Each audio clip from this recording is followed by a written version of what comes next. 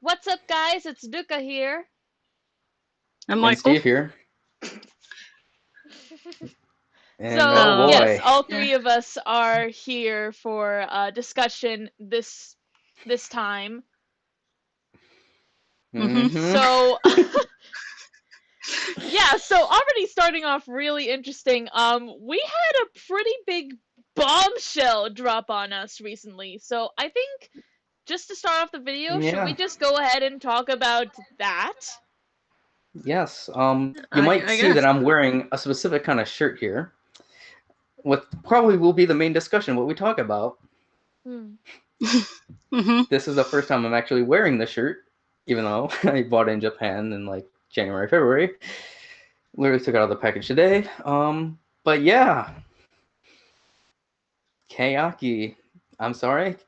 This is the official thing of Keyakizaka is now dead. I mean. Okay, so first off, let's talk about the details as to what happened. So, Keyakizaka recently had their online live where they made an announcement about their next upcoming single, their 9th single, Dare ga sono kane o narasu no ka. It will be released on August 21st, the day before my birthday. Coincidentally, Keki Fresh Gen's debut day. Yeah, by the I way. was about to say, I thought that was also the anniversary of that too. But this will be the final single that they release under the name Keyakizaka46 because after they hold their final live in October, they are going to rename, rebrand themselves, and basically do kind of like what Hinatazaka did back when they were Hiragana Keyaki, basically re-debut as a new group. Nose touch. So yeah, why don't we start with Steve? Because I know that you have a lot to say about this, and Michael, I know you have a lot to say about this as a Keyakizaka fan. So we'll start with you two. Yeah, so it was brought up to my knowledge that I personally thought that I was in the minority on of how I think, but Michael brought up saying I was in the majority of what people think. And I also just wanted to say is this is a time where I'm saying this is when you love something so much where you have to be highly critical of that thing you love. This is the same thing I'm like with AKB. I love AKB so much that I'm always so hypercritical on what they do. And oh boy, I am kind of mad at what they're doing with this name change and everything. Like I'm kind of mad because literally management literally confirmed that the reason that they're changing the name is because they wanted to get away from Techi. And the fact of the reason is that is really, I find that really disrespectful to the other members. Because literally the other members put their blood, sweat, and tears into this group that they loved. But then they have to go and change the name because one single person left the group. And they just confirmed it seriously was Techizaka46. None of the other members mattered. That's literally what Keyaki was, Techizaka. They didn't matter, and I find that very disrespectful to the other members for them doing that. Like, you don't do that. And the thing is, like, with this rebranding, I heard that they're probably going to change their style of music, which I think, in my opinion, is very dumb for them to do. Because if you think about it, between all of the mainstream idols that we have on there, especially within the 48, 46, Keyaki's music style was so unique when it came to mainstream idols. No other major mainstream idols had the type of music that they did with the rebelliousness and kind of like the darkness that they had.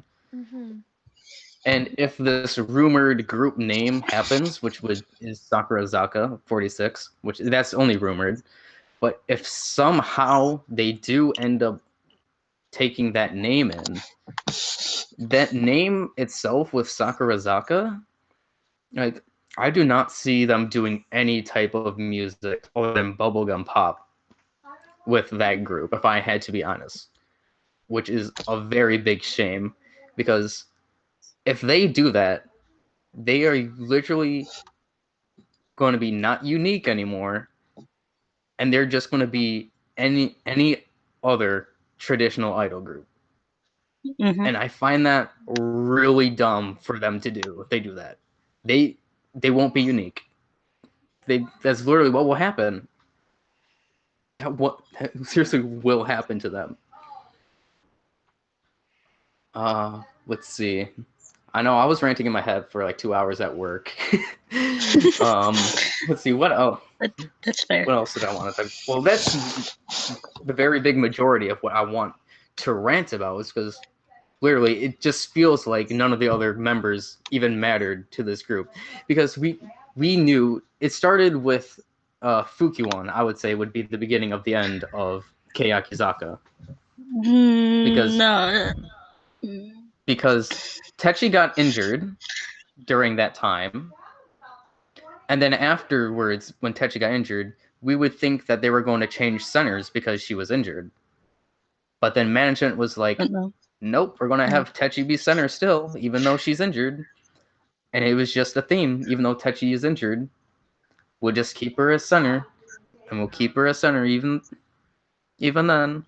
And that caused Kayaki to lead. And then this is different with Hinatazaka changing their name and going separate from Keyakizaka, because you might say, oh, it's kind of similar because, you know, they're freeing themselves from Techi, but it's completely different from Hinatazaka because literally Hinatazaka had almost they didn't have any recognition with any of the main songs, even though they were in the group for 2-3 years. They were in the group, they didn't get any recognition. So that's why so many people were happy is when they split off from the group to form their own group, because it was.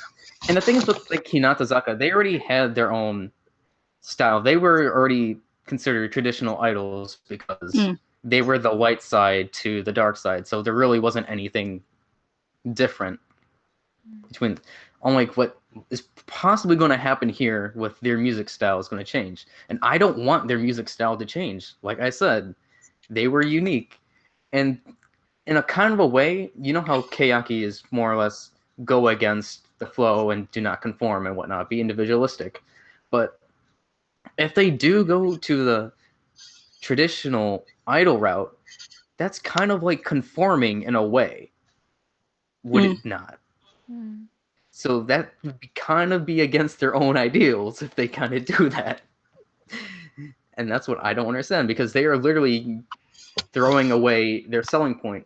And then the thing is, like, they literally could have just picked any center starting from now, and just think in a couple years' time, obviously they want an immediate change, but I will bring up NGT just slightly because this is how I feel.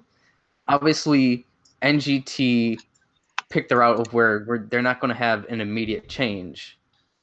And that's fine, because over the next couple years, this is what I'm thinking with Keyaki, what they could have done, is that maybe I'll give NGT a shot in a couple years, because then everything will have changed just naturally. But here, they're like, no, we're just going to change immediately, just so we get rid of this Techi, everything Techi, when they could just release singles for years and years with new centers, and then it would have diluted everything Techi. You understand what I'm saying here? Mm-hmm. Yeah. Like there was no need to change the name, because as we know, the reason why we have different generations in groups is that eventually the old generations leave, and then those new generations go and change the look and ideal of the group. So that is the reason for having other generations, just so things can change while time goes on. They did not need to change the name.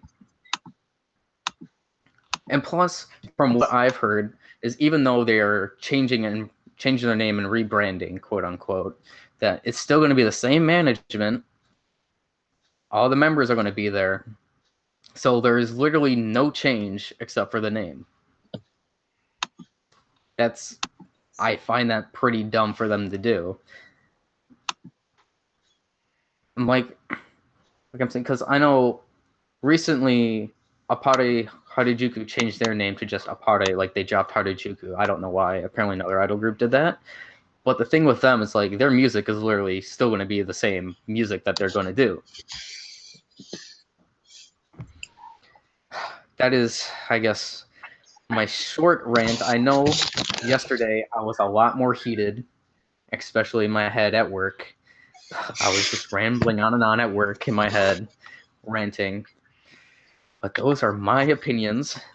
I think that this is very, very dumb and stupid to do, and it's very disrespectful to the members. Now, Mike, I know that you can go next and explain some more things. As hold on, give me a second, because I was playing Unison Air while listening to everything, and they released Republic 2019, and they just released Tewa Tsunaide Kairoka, and Oh yeah, sorry, I have to add some more things. And the fact that, you know, we just got the new second generation, well, they're added to the second generation, not even you said 5 months ago before I recorded this video, Mike. It's like, why? And if I remember correctly, from the Sakamichi auditions, when it came with the members wanting to go to certain groups, if I remember correctly, a very few amount of those members actually wanted to go to Keyakizaka. If I remember correctly, they mostly all wanted to go to either Nogizaka or Hinatazaka. I was gonna say, sorry. When the auditions were happening and this set of girls were appointed, there was a rumor that they were gonna break off into a separate group altogether, unlike. But hence why there's another rumor that Keyaki are gonna adopt the name Sakurazaka. But again, that website domain was taken at the same time Hinatazaka's website domain was taken, so I doubt the name's gonna be Sakurazaka. But okay, carry on. But like, I just feel so bad. I mean, just for the second gen in general, because they literally had. They weren't even part of the 8th single, were they? Because they didn't even. Did they debut? Technically not. They debuted months after. So like, that's why I feel very bad for the second generation, just in general, even added on to the newer second generation, because they literally had no time to shine at all, other than really in Keyakite and I guess concerts, but like I never really watched any concerts of Keyakizaka. But like,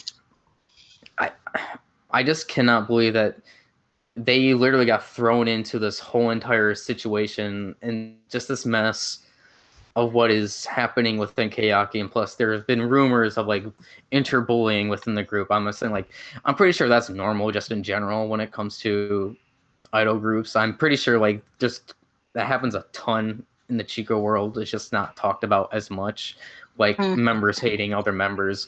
So like I would say that's kind of normal-ish thing to happen, but like the fact that they got thrown into a situation just like that is just so bad. There's a reason why not a lot of people wanted to go join Keyakizaka. I'm just saying.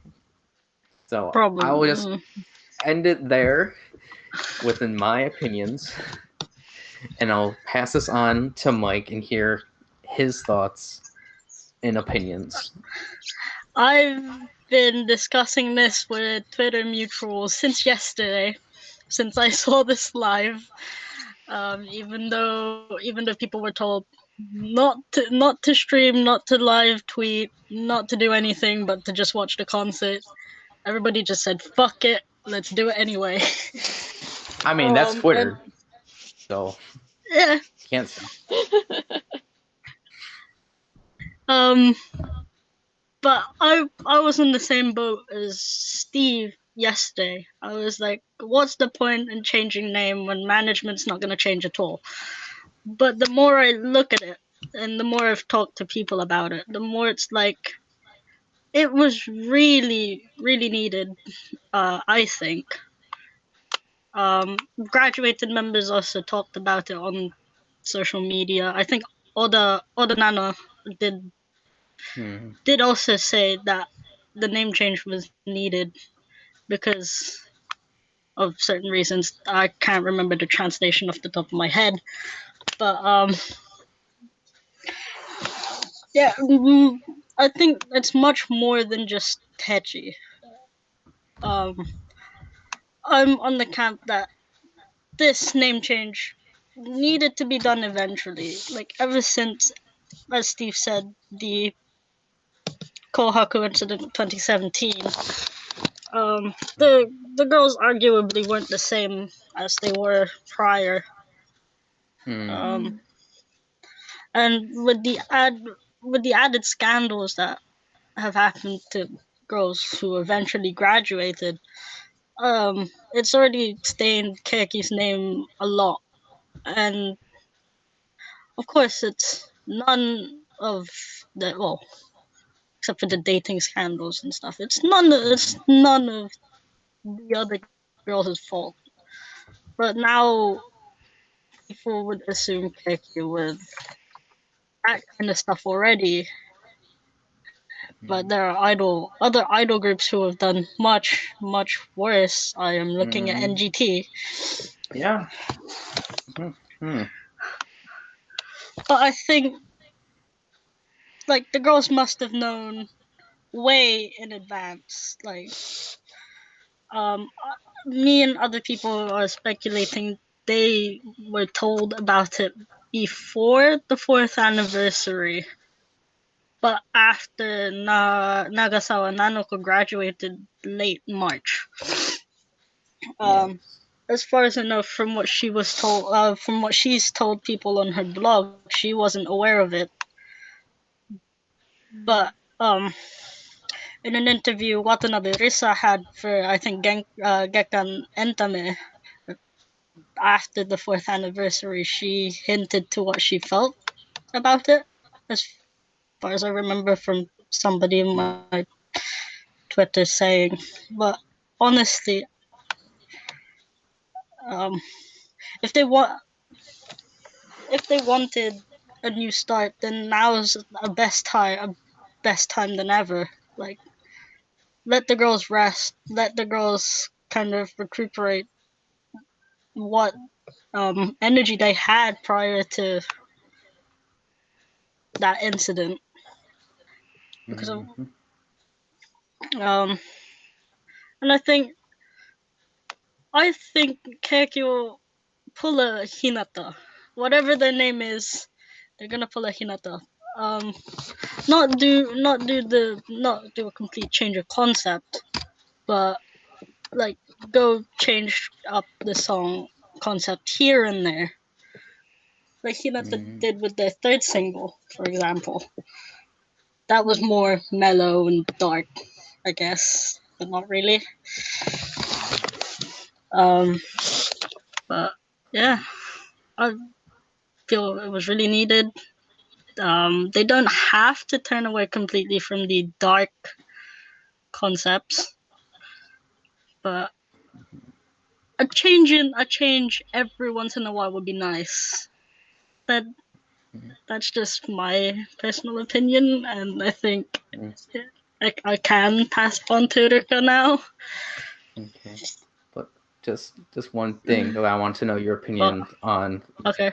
Blake, what's the change? Because Keyaki, all the main songs were not dark songs. Almost half of them are. That's the thing, because they have Sekai ni wa Aishikanai, that's more trad. Futari Saison, that's more trad. And Fukaretemo.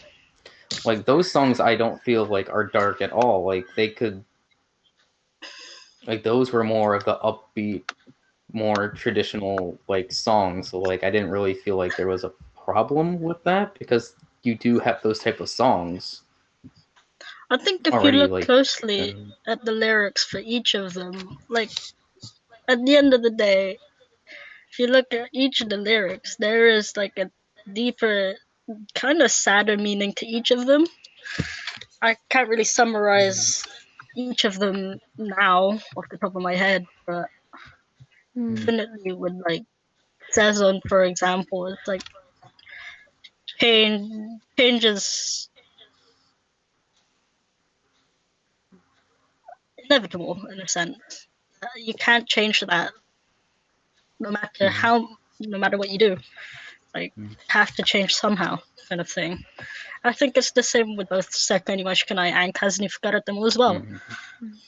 But okay. Yeah, Ruka, now you can state whatever opinions you have on this subject. Alright, well, honestly, I understand completely where both of you are coming from. In this whole situation, honestly, because me and Michael, we also talked about it a bit on Discord earlier before we started recording. Talking about Hirate Yurina, we had come to the conclusion that ultimately Techi was a victim of circumstance. Yes, she was. Because there are people that like, oh, it's all just because of her, and it's like, no, Techi is as much like a victim of this because like management pushed her so hard, and kind of like Michael said earlier, a lot of the girls after the Fukyowa and the Kohaku incident, a lot of them had changed. Like Techi especially had gone through the most drastic transformation. They even like talked about it like I don't know whether or not the documentary is out yet. I don't think it's out yet, but that was something that was like brought up. Okay, not out yet, but it was brought up in the trailer. Like people were talking about like Techi's personality changed at some point, and I think Fukyowan and what happened there was a big part of it because management, they were really pushing her so much. And it's not like a situation like say Akchan, for example, or Jurina, for example.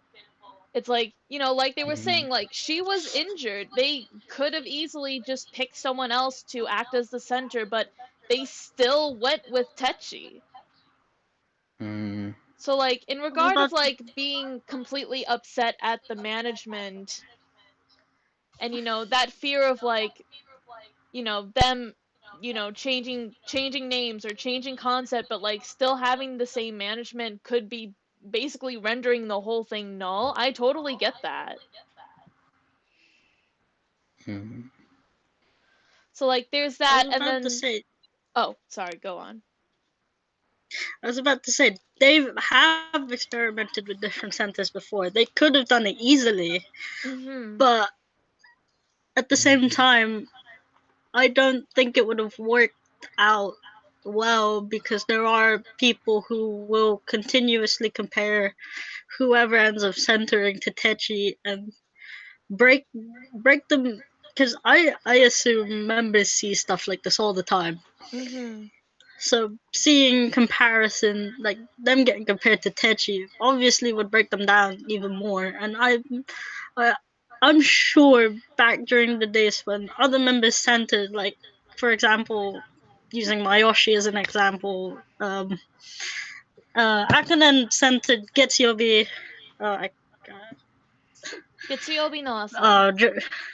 Yeah, during the arena tour last year, people said it was great. But there will be that minority who compare her to Techi and say she's not as great as Techi. And of course, that's true. It's not as great as the original, but if you keep comparing people to the person who did it originally, that's gonna break them down even more. That's right, and that's not fair either. That's not Exactly. fair to Akanen, that's not fair to Techi, that's not fair to any of the members. And mind you, a lot of members did center in Techi's place. Mm-hmm. And a lot of them did so well. And I think if I remember correctly, Suzumoto Miyu, she said in a video with Shida Manako recently that she actually wanted to graduate around second single, but Wow. she kept going because I think she knew she was gonna hurt the members one way or another if she decided to graduate back then. So and I think that was the same case for Techi. If I remember, Takahiro Sensei, who's the choreographer for Keki, he was the first one to notice Techi's change in behavior. If I'm remembering that correctly, and slowly but surely, the members themselves managed to see that. Going back to the documentary, during the trailer, I think it was Ishimori Nijika who was like, "How do I approach Techi now?" Like, and it's like Yeah.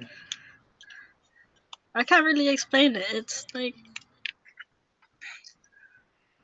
after you've known somebody for as long as the Keiki members have, you can quickly adapt to like behavior and stuff like that. But I think with Techi it was hard because she easily shelled herself in a sense. Mm-hmm. And it's like eventually there is going to be some sort of breakdown of communication. And obviously, Bunshin isn't making it any better with bullying rumors and dating rumors left, right, and center. But yeah. Mm. Yeah. So yeah, I do think that ultimately this change, this basically restart for the group is going to be a good thing for them going forward. Hmm. Obviously with everything going forward. But yeah, I definitely see like where the both of you are coming from in your thoughts for that. I am on the Mm. grounds where I do believe that they will hopefully do stick to their concept, but they won't really go for it as hard as they did. Like, I mean, of course, they're still gonna Hmm. do like dark concepts and talk about, serious, social topics and stuff like that, because that was what a lot of their songs were about. They were about, standing out from society, breaking out from the norm. They talked about bullying, they talked about mental health and stuff like that. And that's an amazing thing for any music group to do. Mm. But of course, like Michael And it said, like they've not just been, all darkness. They've had lighter concepts before with still having impactful and hopeful messages. That's why Sekai ni wa Ai Shika Nai is my personal favorite song from this group. Mm. And mine is whether Kasni or not it's Fukaretomo going to be personally. Sakura Zaka or whatever, I don't know. Mm. But to me, it's like Hmm. as long as they don't lose their identity despite the rebranding, I think that Mm. Hmm. hopefully this will be ultimately a good step forward for the group and a good change for them. Hmm. Okay. And then I would like to say a couple more things. Like, no matter what the name change is, whatever they change their name, because to me, they will always be Keyakizaka. Mm. No Hmm. matter what their name is, they're just going to be Keyakizaka to me. And then also, when it comes to Keyaki being different than any other mostly mainstream idols or just idols in general, like Keyaki's target audience compared to any other idol was very like you could see it because usually Hmm. idols when you can see that they're mainly targeted to I'm sorry like middle-aged guys something like that Yeah. because they're the ones that like have the money and stuff. But however, Keyaki they were literally all their music was targeting the younger generation. from the get-go, for this first single with Silent Majority, they set where their target audience is with the younger generation, with the grade schoolers, or people in their early 20s, not these people that are in their like 30s, 40s, 50s. Like, you could see that, and that's what also set them apart from most of the other idol groups. Do you agree or disagree with that? I agree with it, but like certain songs cater to slightly older people, but not like, as you said, people in their 30s, 40s, maybe 50s. Like Sagai and Moriya's duet song in Kuroitsuji, for example, was more leaned towards the working class, or like the working age people, rather than teenagers, like majority of the songs were. And it's kind of that experimentation, I guess, that led me to like them more than I used to. Like Nobody as well, another 8 single song, was turning away from that dark concept, and it was more of a feminine song, something Keiki hasn't really done, in my opinion. And I I think that kind of experimentation is needed more. So I hope that this rename, hopefully rebrand, not redo completely, that they do this experimentation more. You know? Yeah. Do you agree or disagree with what I just said, Ruka? Oh no, yeah, I agree with that, especially what both of you said. The best way I think I can put it is that yes, it is going to be an uphill battle, and it has been for Keyaki, especially for a while, but fortune favors the bold. I've heard that saying before. And again, if they continue to put out songs that do have those impactful messages that make them stand out from other mainstream traditional idol groups, if they continue to have their identity as Keyakizaka, even if they're no longer Keyakizaka, then I do see a bright future for them. In a sense, it's like, I wish that Keyakizaka in spirit rather than Keyakizaka in name, kind of thing, for me personally. Yeah. I agree with that, Mike. So. Okay. All right. So that was our long rant on Keyaki. Now, you watched the full concert of that, Mike. I did. So can you give your thoughts on the concert? So while they were doing the actual concert, they did this thing for like fan club members, where they pretty much got to talk with the members through a conference meeting style kind of thing. It was like at least 100 or so people. And that was actually fun to see, like the fans' reactions. There was in the middle of the concert, there was I can't remember who it was exactly. I know it was Sagai in there somewhere. I can't remember. Hold on. I'm gonna mute this, but I've got the video.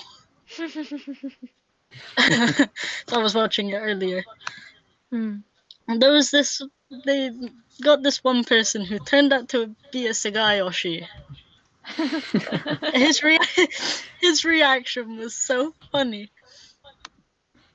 It was can't remember who she was with off the top of my head, but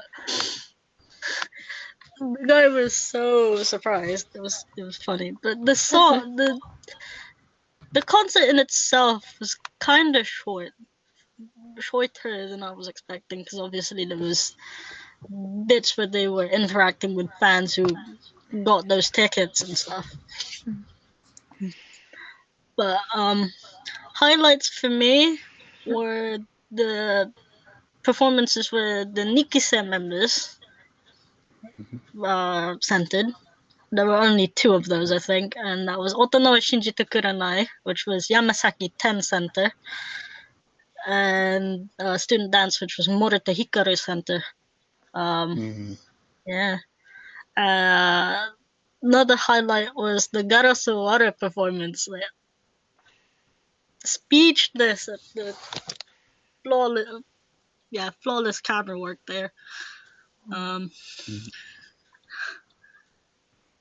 People kind of hinted, kind of suspected that something was gonna get announced, because there was a bit in Garasuwara. I think it was during the performance that I think was a dance break or something. Because there was an elaborate set for like each song in the set list. Nobody had a set that was like a shop kind of style. And Koike kind of shut the blinds on one of the windows that had the group's name on it. And can't remember who was with her, but Harada Aoi and someone else kind of threw paint at like the cargo container that was a part of the set for Kazni Fukaretamo with the group's name on it. And it was green and yellow. So people were hypothesizing a green and yellow logo through that. So I'm gonna say this now, but my favorite performance was the performance of their 9th and last single.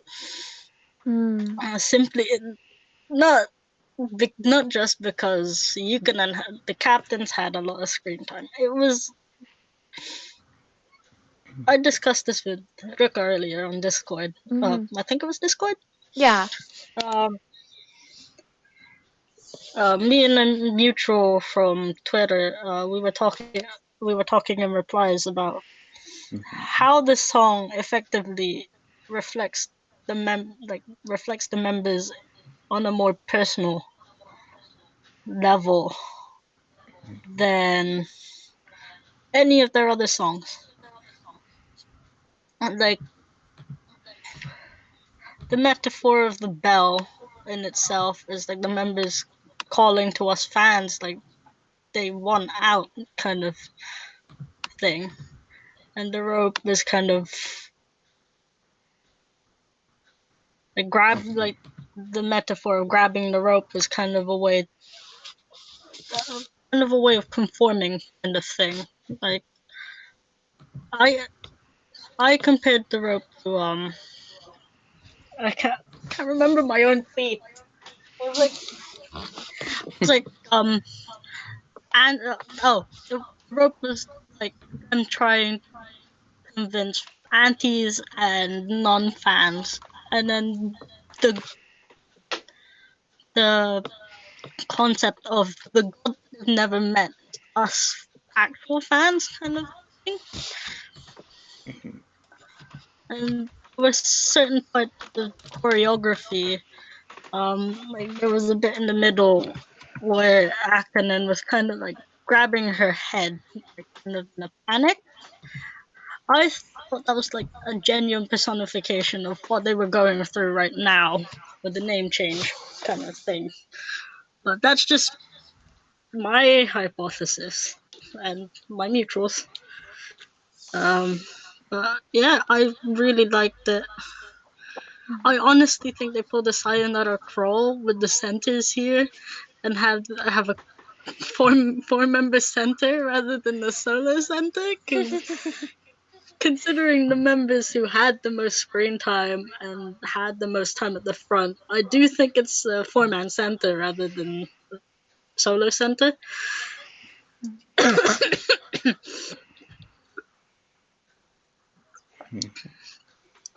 Like the 3 members aside from Kobayashi Yui, they all had equal amount of screen time, minus Podden's narration at the beginning. But yeah, it's a CM song that translated so well, and yeah, I liked it. I can't stop replaying it. So. No, yeah, I watched it too, and I really loved it. Because I have not listened to the song. I'll link it after we finish recording, but I don't know if. No, like I agree with what you said, Michael. I really felt in their performance basically all the desperation that they had to keep fighting basically and keep moving forward as a group. Like I told this to you, I feel like this is an appropriate note for them to go out on as Keyakizaka. I was about to say, they literally performed the song like minutes after Sugai had to give us the news that they were changing name, and a lot of the members were holding back tears, were already crying. Certain shots of the performance, like one shot in particular got me, and that was of Fujiyoshi Karen. Like, the close-up was actually of Morita, who was in front of her, but you could see Karen behind her, like, in tears. Like, but she still carried on performing. Like, it was the same with certain, like, a lot of the other members as well. And during the announcement itself, like, you could tell some of the other members were like on the verge of tears. Like Ishimori Nijika, for example. Like, oh, I saw that. You could see her chin quivering as she was trying to hold back those tears. Oh, it hurt. It hurt.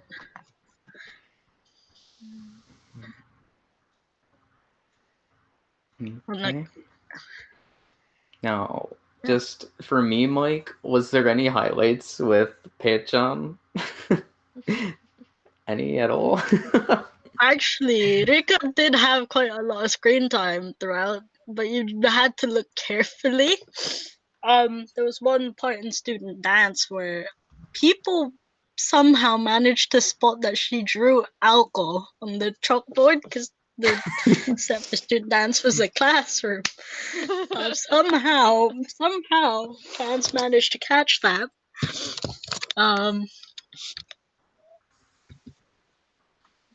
Of course, the usual end of Tokyo Power where she has screen time. As Nifurutamo, there were a few cute bits with Rika in it. Yeah. Okay. Most of the time, President Karatama was with Akanen, actually. Because they were next to each other in the formation.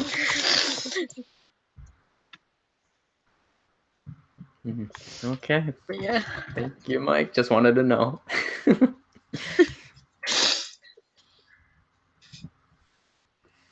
Okay.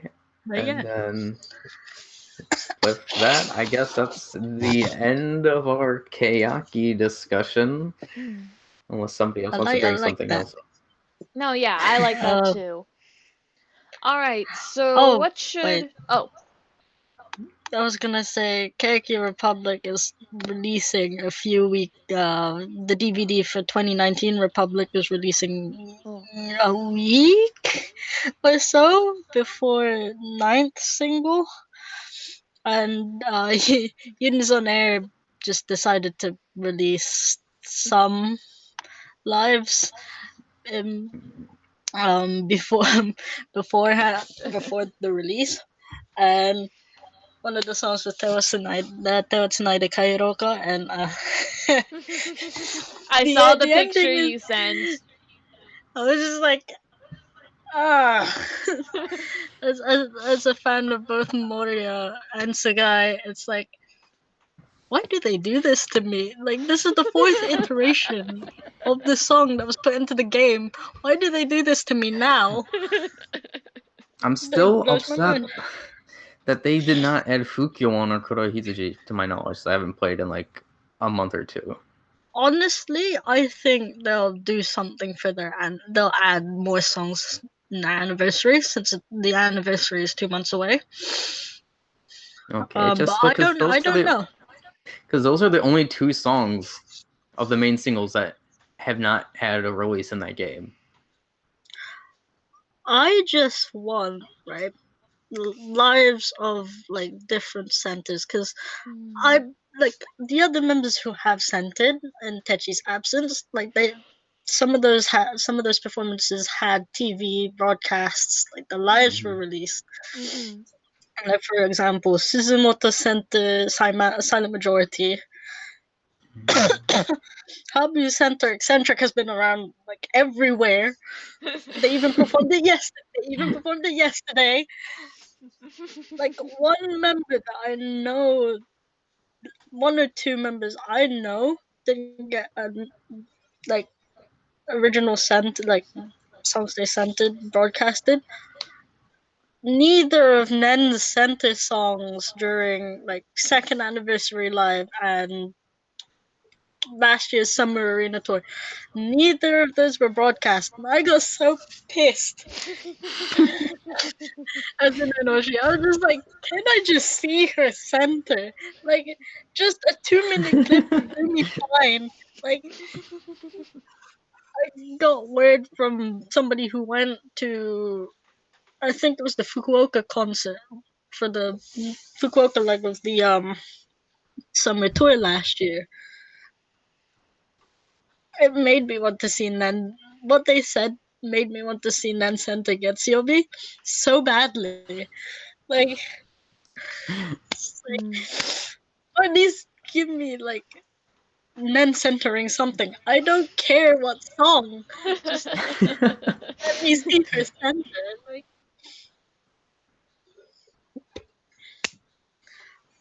but yeah, I was happy overall with the concert. Like, I got to see one of my Nikiyoshi center, so that's a plus for me. Oh, another highlight of the concert: Koike Center Ambivalent. Easily one of my highlights. Now, I saw a picture of like afterwards of all them taking a picture, and people said that she was in a wheelchair. Was that true or not in the picture? It did actually look like she was in a wheelchair. I don't know why. But during like the intro to the last song, everyone noticed somebody tripping behind Yukanen. I was wondering if that was Koike or not. Because I think there was 22 members there at the beginning and 22 members there at the end. I think Koike wasn't there per se, and she wasn't there during the fan club only afterlife, which was literally just the members signing a plastic board, which I cried at. I cried at one point. I will get to that in a bit. The other member was Yamasaki 10, which makes sense because of the curfew in Japan for minors, I think. Right, because she's like 14? She's 15. 15. Yeah, she's turning 15 in September, I think. Oh. God, that makes me feel old. that just makes me feel old. Yeah. Yeah, there was one part of the afterlife. 2 parts, actually. Of course, this was after the announcement was made and everything. But our captains just had to just like strike an arrow in my heart again. Like, it was done alphabetically from New Nikki, Old Nikki, and Iki. And well, when it came to Yuka, she wrote Keyakizaka46 with the logo in red. After she signed, of course. And then it was like Habu Aoi, and then it was Nen. After signing her name, she wrote Daisuki with a love heart above where Yuka wrote Keyakizaka46, and that made me cry, man. Aww. That made me cry. And it was like the whole signboard was colorful, and then you just see Nen's signature in black. It's just like I was expecting, I was expecting more members to sign in black. To be fair, yeah, Nen was the only one.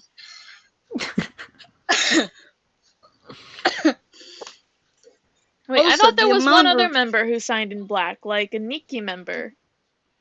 no, No? Huh, okay. no. What was I saying? Oh, the amount of times members filled in for like graduates and Nikki, the second gens filled in for those members, like in Garasuara, like a good chunk of the second row members that were left ended up having to go into front row. Means more Yukin and screen time for me, because they were flanking Yuipon, because Yuipon was centering instead of Techi. Yuka took Pon's position to the left, and then took Zumin's position to the right. And then I think it was Uemura who was at the front, replacing Suzumoto in Suzumoto's position. So it was like, I enjoyed it. I enjoyed it.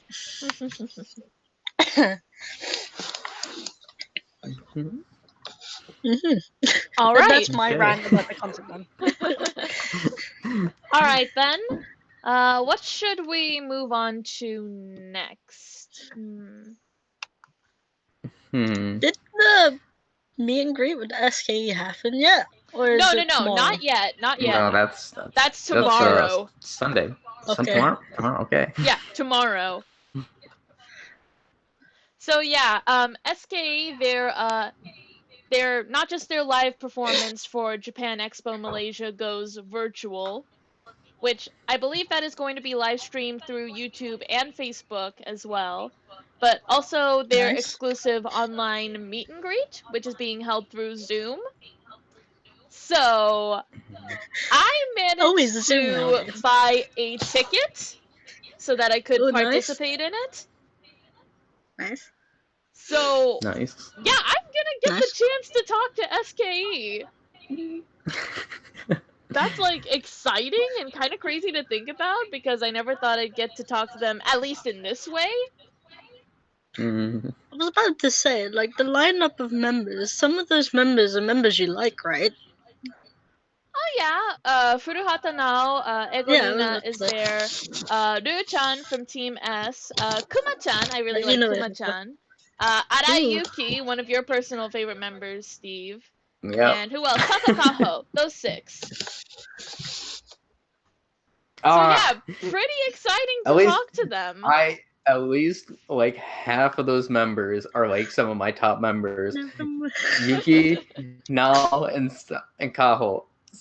Like, oh my. Lucky you, Ruka. Lucky you.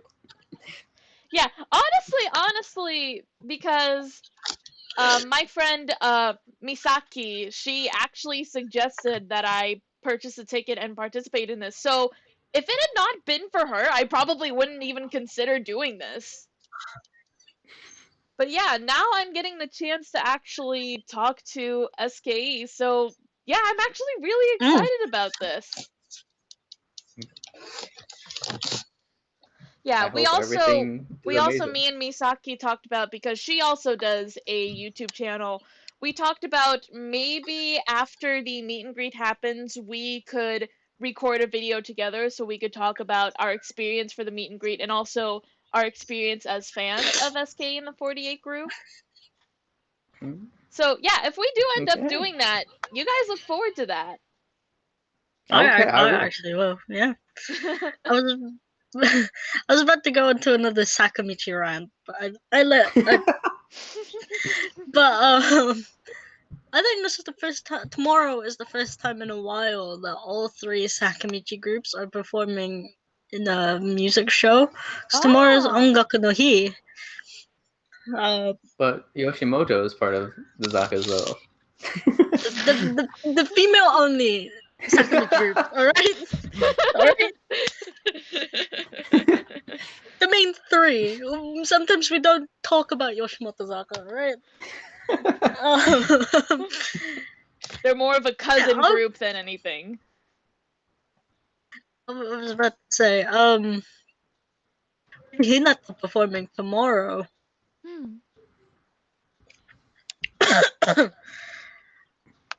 Also, I'm kind of expecting Kage to be back performing with Hinata. And also, she's on a football-related show, soccer for you Americans. I mean, I would know it by football as well. No, I would know it by soccer, not gonna lie. If you said football, I'd be like, American football? That's immediately where my mind went to, but then I was like, oh, soccer. It's literally football everywhere else, but maybe Japan and America. I mean, that's true though, so. But yeah. What was I saying? Kage. Yeah. And then obviously Keiki may perform this new song tomorrow. There's Nogi too. Oh, Nogi's got a new song. Oh yeah, that's right. Yeah, they did. That's a good segue. That's a good segue, Mike. That I was gonna bring that up, but you brought it up first. That just crossed my mind. I was like, I read somewhere that Nogi have a new song that has 46 in the title. Why not mention that? So I mentioned it. Right, Route 246. With Saito Asuka Center.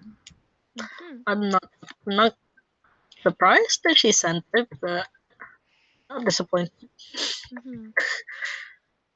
And yeah, also apparently the song is written and arranged by someone named Tetsuya Komuro, who apparently he retired back in January 2018, but he made his return to the music industry just this year.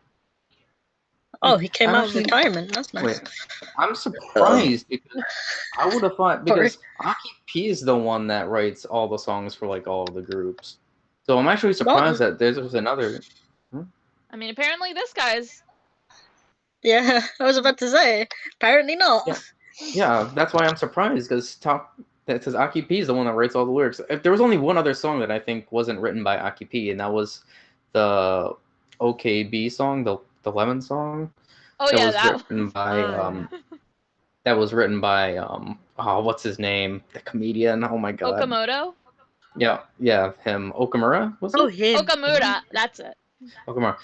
That was like the only song that was not written by Aki P. So now this is, I guess, the second time in 48-46 group history. Actually, I could be wrong. I'm probably most likely wrong. But that somebody other than Aki P has written the lyrics. I feel like there have been more instances. I just can't figure it out for the life of me. But yeah, did you know him, Michael? Because I'm not familiar with him or any of his work. What's his name? I feel like the name's familiar. Hold on, I might be a little bit slow. Okay. I don't think I'm particularly familiar with any of his work. I don't know. But I mean, that is pretty cool to hear that he did recently come out of retirement and start making music again. But yeah, that is interesting. Looking forward to what exactly the song is going to be like. I have a feeling he did something for Sailor Moon, but at this point, I don't know. Ooh. Okay. Well, all right, then anyways, we can always like... Oh, okay. You found it? He does a lot of stuff for like anime and... In 1997, he started his overseas career with the remix of the theme music for the soundtrack of Speed 2. I don't know why I read that. But... Well, okay then. Yeah. So yeah, definitely looking forward to that. Let's see, what can we move on to next? Oh, kind of keeping in with Sakamichi related news. I recently watched the first episode of Japan Women's Gourmet Burger Club, which Sasaki Mide starred in. Oh, it's so good. I need to watch that. you need to eat beforehand because those burgers actually look so good. Okay, yeah, I'm hoping it does come out with subs because I think, Steve, you would also really enjoy it. I haven't but yeah, watched is it though, okay if I talk about it? I'll try not to give away too many I'm- spoilers as well, I mean, like it's story fine, wise. Ruka. You can just you spoil you anything. can spoil away. honestly don't. Yeah. Okay. So the premise is like of the show is each episode we're gonna focus on two different women interacting with each other and eating these gourmet burgers from these different fancy burger places around Japan. And the premise for this episode was one of the characters, she ends up it's not Sasaki Mirei's character, but the first of the two women, she ends up going through a breakup with her boyfriend. Ooh, And so she's at this place, and Mirei is working there as a waitress. And when she comes to take her order, she's like, "Oh, I'm just gonna eat a bunch of this stuff, just eat my heart out, get over this breakup." And she's like, no, girl, we're not doing that." She's like, "You want to get over this breakup, right? I'm gonna take you somewhere and get you a fancy, good burger." So after the shop Sounds closes up and everything, they go out and she takes her to this shop called Number 18. And it's also like in between, like, of course, the girls interacting with each other. We also get these two brothers who are working at the workshop. There are these really funny interactions where we're like hearing their internal dialogue with each other. And it's just like, it's the internal dialogue, and they're just like looking at each other. They're not physically saying anything, but they're like talking to each other. It's like really funny, especially with their expressions. But I can imagine. Yeah, we also watch like kind of the way they prepare each of the burgers that they make. Like they come up with an order of onion rings, which they talk about the onion rings being homemade at the restaurant, and then talking about like the meat in the patties being very low fat, and the way they like cook like the cheese over on top of it, because oh man, these burgers look so good. I was really lucky that I was like eating popcorn while I was eating this, because this is not a show to watch on an empty stomach. You will get hungry. It really isn't. I actually did kind of drool watching it. I'm kind of drooling right now just thinking about it. You're making me drool just thinking about it. I'm not gonna. But yeah, the burgers, they both looked so good after they had prepared them. And of course, through that, the girls were able. It was really cute watching them eat as well. Like Mire, she looked so happy when she was eating the burger. And then at the end, it talking about like, the one girl, she's like, she's gonna, she is going to get over this breakup, and she is going to have a more brighter, optimistic attitude going forward. And Mirei's character as well, being like, she was talking about like she always wanted to work at a burger shop, but she, had never had the courage to do it until now, where we find out at the end, she had left her old job because she wanted to go work at a burger shop. Oh.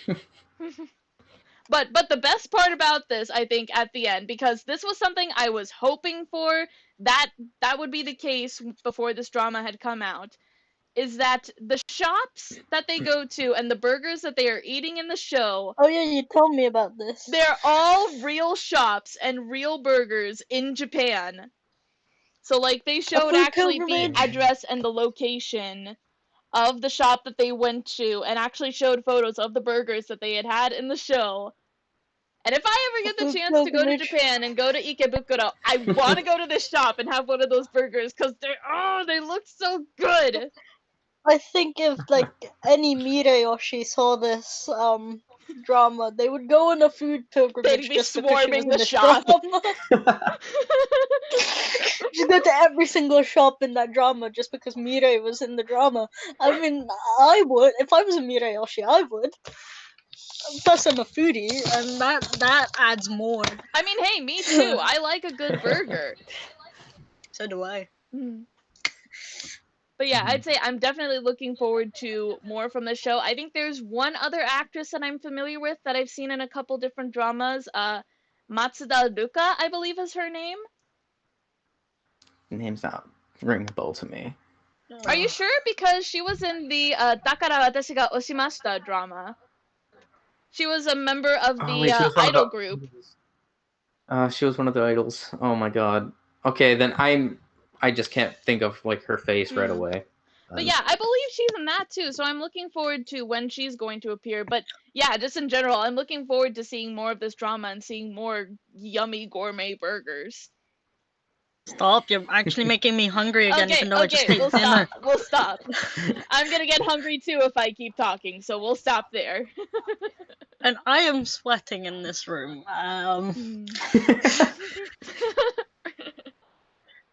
Don't know about you guys, but I'm not used to heat like this. Unless I'm back in the Philippines, but I'm not. Alright then, what should we move on to next? I got a couple of topics that are related to former 48 group members and other former idols. I feel like I do have some former Keki news. But I don't have it at hand. Alright, well, I'll start with this first while you're looking for it. They released a new trailer for the movie Sankaku no Mado no Sotogawa wa Yoru, which Techi is going to be in.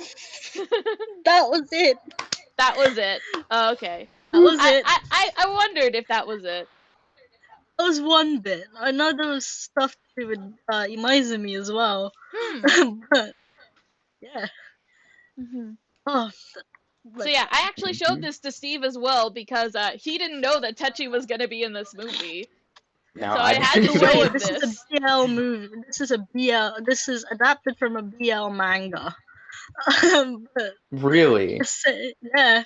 That's why Techi isn't the main character. The main characters are two dudes. I've not read it. I want to read it. Yeah, like me neither. I've never heard of the manga. I did read the premise about it being like a supernatural horror kind of mystery thing, if I'm correct. Yes. Yeah. Techi's character has a big part to play in the mystery the two guys are trying to solve. Because one of the guys can hear things, the other can see things, and Techi's just like in the middle, just like, I don't actually know. Yeah, I think what it was with that, one character is an exorcist and the other can see ghosts. That's it. So it's like when they're in contact with each other, they're able to see the ghosts and exorcise them. And Techi's character, Hyura Erika is her name, is a character who is said to manipulate curses. Like she's basically able to curse people. So yeah, really curious what that's going to be like. So I could say it's very exciting. Why is that in graduated members section? She has not graduated from this group. She quit. I mean, no, this isn't. No, this isn't about Techi, by the way. Sorry for making you guys misunderstand. It's actually about a current Nogi member. I linked to Ruka. Oh, okay. The Grand Blue movie. Yeah. Literally, the link has it in the graduated section for some reason. I don't know why. Yoda Yuki? Oh yeah, Yoda Yuki's not graduated from the group. Yeah. Yeah, this is Grand Blue is an interesting manga that, weirdly enough, was adapted into a movie, and Nogi-san's Yoda Yuki's in it. I'll show the poster right now. If I remember right, it's about like a college scuba diving club. Yeah. The trailer is so funny because part of the trailer has I think the two main dudes naked. Yeah, I saw that. Oh, okay. That one. Yeah, okay. I saw the trailer of that. I saw the trailer of it. It's based off a comedy manga, so. I feel like this also had an anime adaptation to it. It did, I think, if I remember correctly. pretty sure it did. Now going on to actual graduated members. Okay. There was Imaizumi news. She's doing more promotion for. I'm pretty sure Koji Haru did promotion for this same brand. Hold on, I'll be back in a second. Oh, okay. What? Okay. And Okay. you go and talk about whatever it is, Ruka. All right. Because I have no idea. Okay, I guess What you next have we can there. talk about. I also showed you the like teaser trailer for this. Kodama Haruka, a former HKT member, and also Ikobo Haruna, who is a former Morning Musume member, are co-starring in a web series together. It's a part of a mobile app called Peep. And they are starring in a new thriller series called Owlman. And they released a teaser trailer for that. That's going to be starting up on the 22nd. And from the teaser, it looks like they are portraying two girls who are trapped in this mansion being chased by a mysterious killer known as the Owlman. Yeah, it looks like a good movie/series for me. Something that I would like. For me, I'd feel like I'd be a little anxious to watch it just because I've always been jumpy with horror. But I do really like both of them. I like Harupi and I do like Haruna because she is a good actress. She's done a little bit of acting during her time in Morning Musume and she's done pretty good. So yeah, it's going to be interesting to seeing how the two of them are going to work off each other, what their characters will be like. All right, then you're back, Michael. Hi. Let's see. What Steve? other... Yes. Did you hear about a certain graduate coming back from Keyakizaka to do her own stuff? Oh, wait, that's right. I remember this. Have I? Did I? Imaizumi? After she... Not Imaizumi. Oh. Not Imaizumi. She graduated last year and took a year break to study, and now she's back. He's clueless.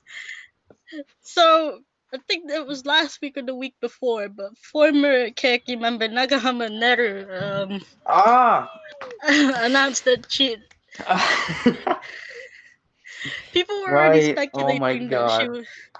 People were already speculating she was coming back because way before she actually did come back, people managed to find that her official website had the domain for it had been taken by Seed and Flower, which obviously are Keiki's current management, Techi's current management as well.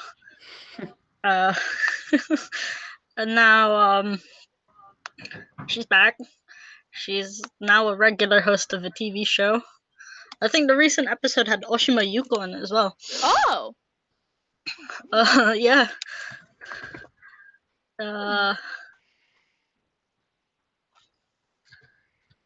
Hold on, my brain is just fried. I'm sorry. Yeah, she's back. I had to facepalm myself because I cannot believe that I forgot about that because that was big news that happened because everybody's like, she came back. She left with Keyaki's 8th single. She came back from Keyaki still hasn't released another single.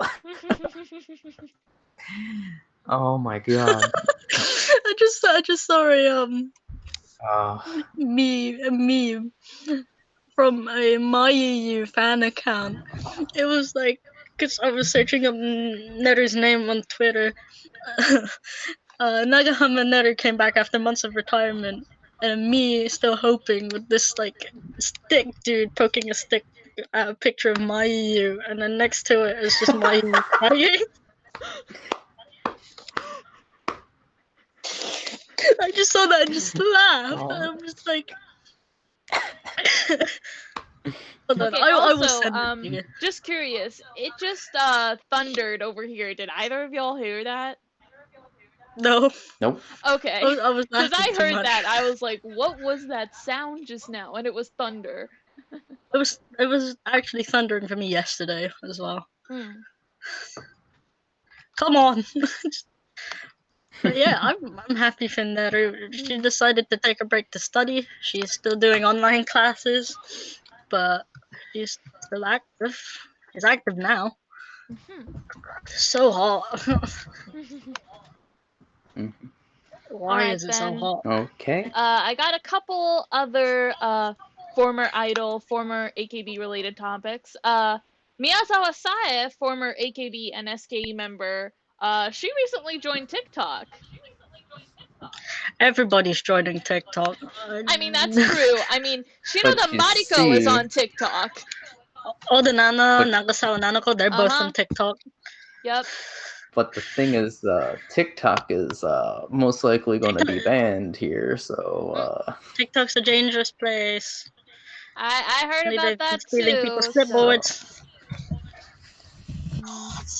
I mean, what are you gonna do? So get your TikTok stuff before that happens, I guess.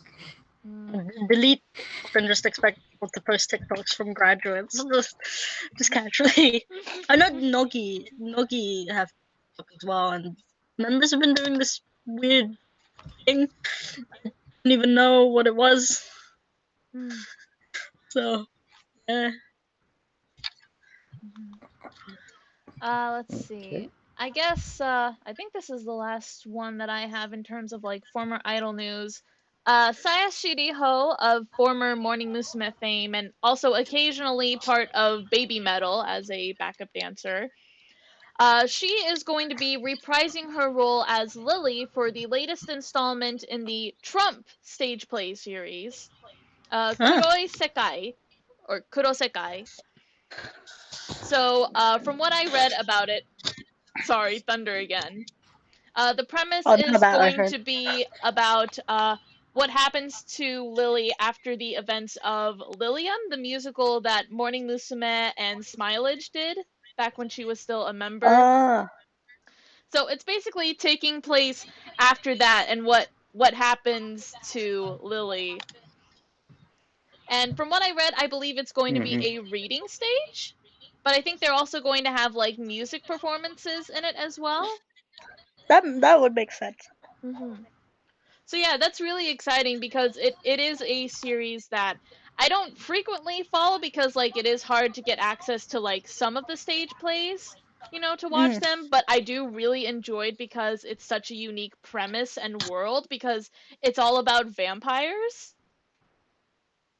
Like I even recently watched, they recently did a live stream of several of the stage plays through YouTube. I didn't get to see all of them because like I had forgotten the timing that like they were doing it, so it was like, what was it, they were doing it 7 in the morning for all of them, so like I didn't see all of them, but I did see the stage play or the musical Marigold, which had Tamura Mamie in it, and she's one of my personal favorite idols and singers. So, and I hadn't seen it yet, so I really wanted to see that, and it was really good.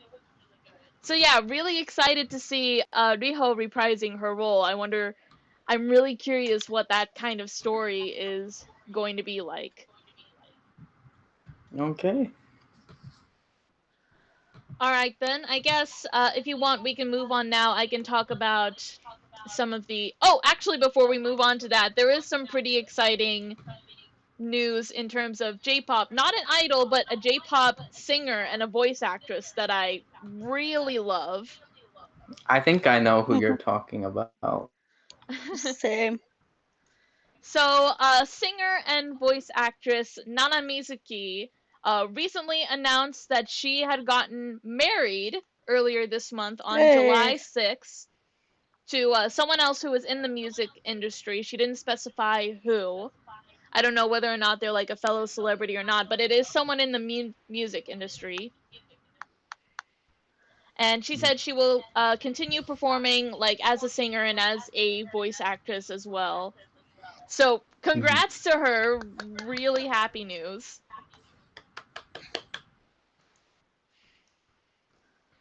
All right then, and with that, now we can move on to some of the K-pop related news. So first off, we have 2 new music videos that released. So GFriend, they recently came out with their newest mini album, Song of the Sirens, and they had the music video for the title track, Apple. So of course, I did a reaction to that over on our second channel.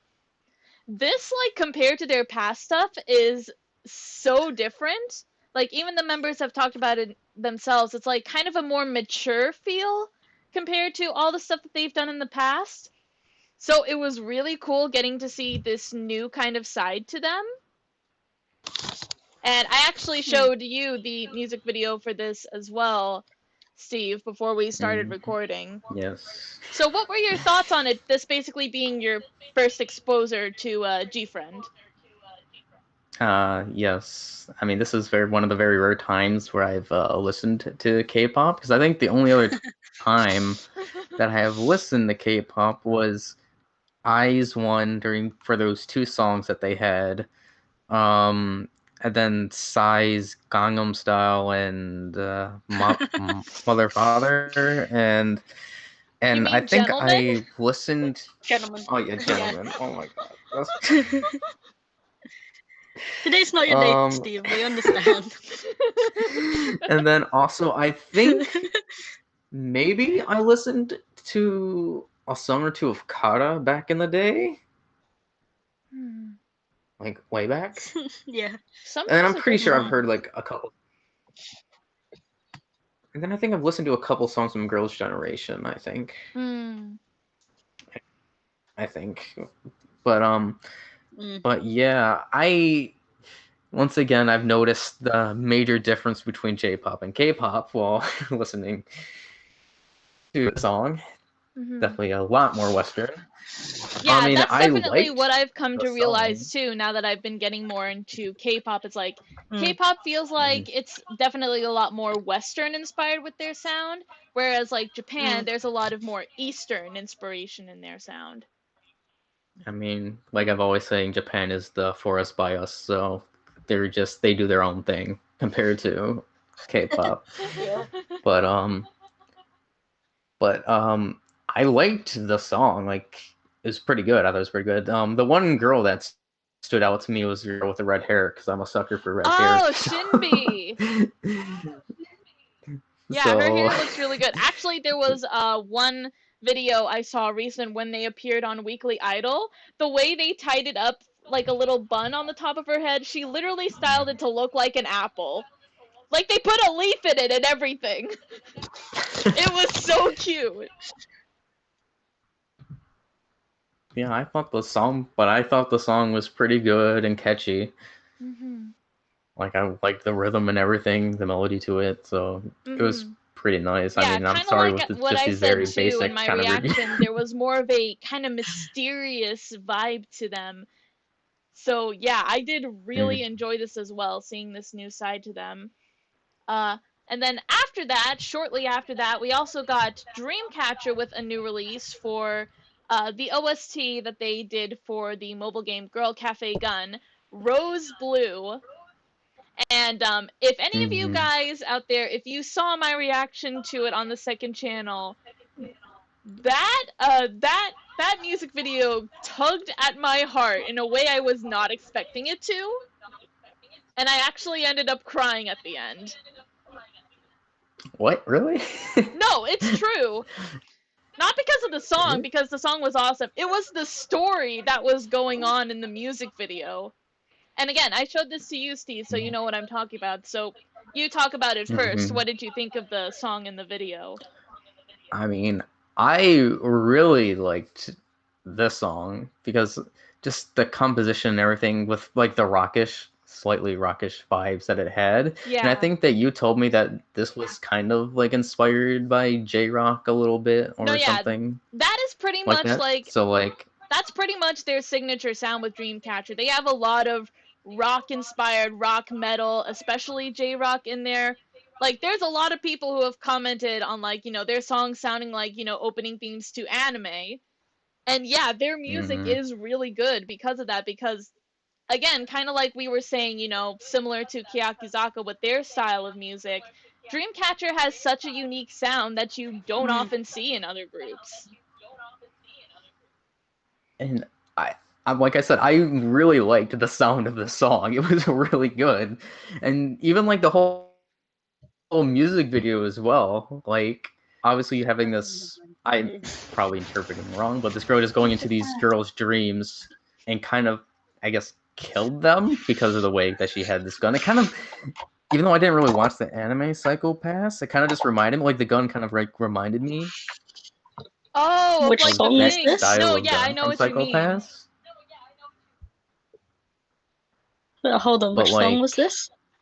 Rose Blue. It's their most recent release that came out. Oh yeah, I get where you're coming from, Steve, because I saw it after a recommendation from my girlfriend.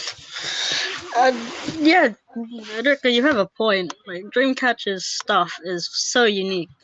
I actually do. This is one of the rare instances where I actually really like a group now, and it's surprising. Considering how long I've been out of the loop with K-pop. No, but yeah, you weren't too far off in the way that you were interpreting the music video, because yeah, that is, you know, what people have said. Even before the music video came out, when like it was just the teasers that were out, I actually theorized that that's what Jiu was going to do. She was going into their minds where they were trapped in these fake realities, and she had to save them, and the only way to do it was like shoot the gun and wake them up. So I was right in that regard. But what got me emotionally was the fact that at the end, Jiu herself got trapped, and then at the end where it shows her encased in the giant crystal, that broke my heart, because I was like, I wasn't expecting that to happen. It's like, it was a roller coaster for me, because on the one hand, I was like kind of elated at the fact that I actually got that idea right, that I actually saw where the story was going, but then it took a turn I didn't see it going. So yeah, it was really sad, but it was still really beautiful.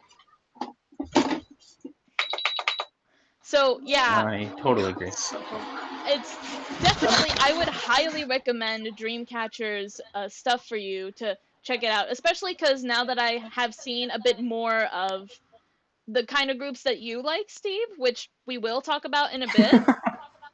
Now that I have seen more of the kind of idols you like, I think you'll really enjoy Dreamcatcher's stuff. So I'd say highly recommend checking out more of their stuff. I've gotta head off and do some stuff. Oh, all right then. It's been nice. Thanks for joining, Mike. Yeah, thanks, Michael. even if we had very conflicting views on some things, but yeah. Well, have fun talking about other stuff. All right, bye, Michael. Bye. All right, so moving on from that, also, one of the members, Shion, actually sang an OST for a TV drama. So the song is called Good Sera. There is actually a video out of like her singing it in the recording booth, which is really cool. So definitely check that out if any of you are interested in that. Let's see. Next up, I'm actually really excited about this. So this is another rookie girl group that I've recently been trying to get more into. Weekly are going to be guests on the show Fact and Star.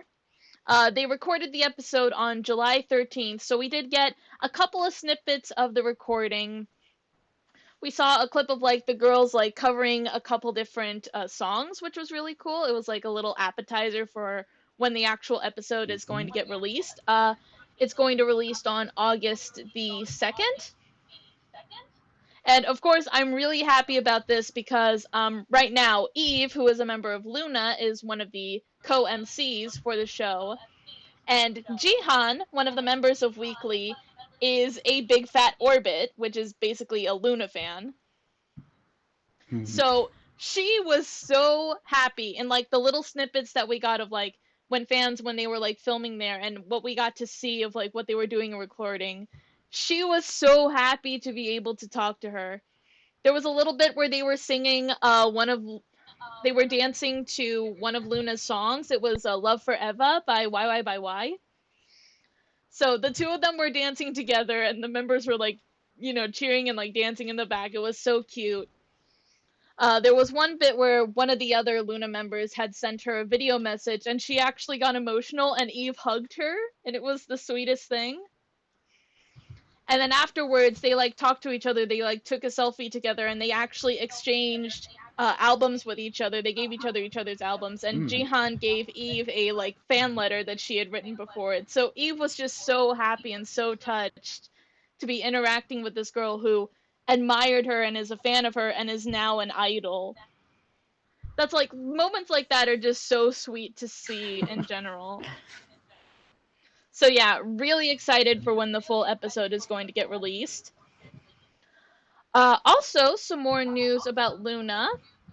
So they actually recently announced they are coming out with a summer package. So I'll actually pull up the image. This was the first tweet where they had announced it.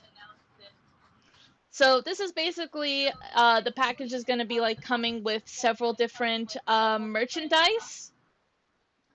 So, you know, there's going to be like photo cards, there's going to be a DVD of like the making of like where they were shooting and everything. There are people speculating this is most likely when they had their photo shoot in Jeju Island that they went to a while back. Let's see. And then they just posted this very recently for the announcement of the pre-order, which is starting on the 20th. This image here of like a green suitcase. And then we have this post, which is talking about some of the contents on here. There's little stickers. There's special Polaroids, photo cards. There's like a passport case. There's a little like outbox that looks like a suitcase and like a luggage name tag and stuff like that. So there's a lot of different stuff, and a photo book as well, of course. So yeah, that is really exciting news. What else do we got?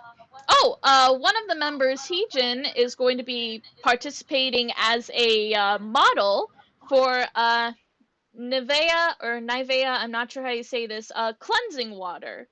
It's basically a like cleansing water for your face, like when you have makeup. She uses it all the time. We've seen her a couple times, like actually using it to remove her makeup. So she's going to be acting as the new promotion model for that, and they'll be doing a commercial which will release in August. So that's really exciting news to hear. Okay. And last up, this is actually really exciting for like their social media wise. The group has surpassed 500,000 followers on Twitter. So that is a lot. And they actually, alongside 3 other girl groups, G Idol, or just Idol, I always pronounce it weird.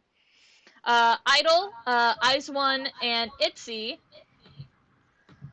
They are now one of the only 4th generation idol girl groups that have surpassed 500,000 followers on Twitter. I'll actually pull it up here. It has the comparison numbers as well. They're right now at 500K. Idol is at over 800K.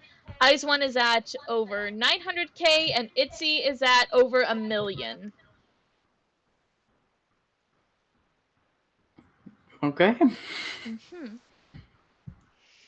Let's see, what else is there?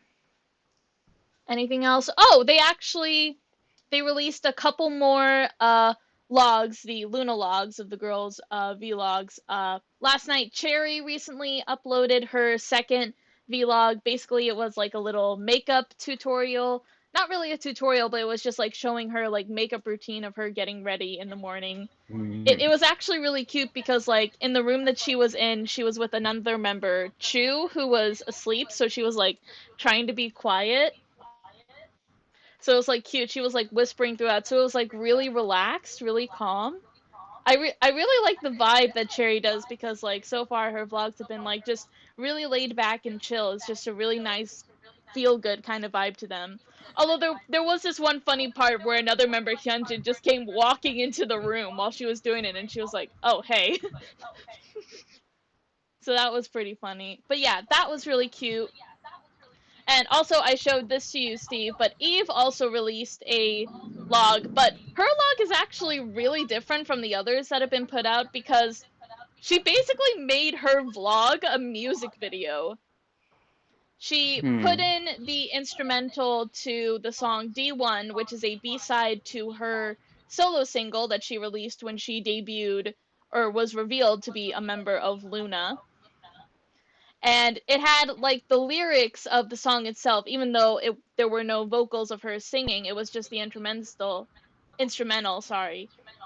It showed the subtitles of like the lyrics to the song translated into English alongside all of the footage that was being used, which she used a app for it to make it look like a VHS recording.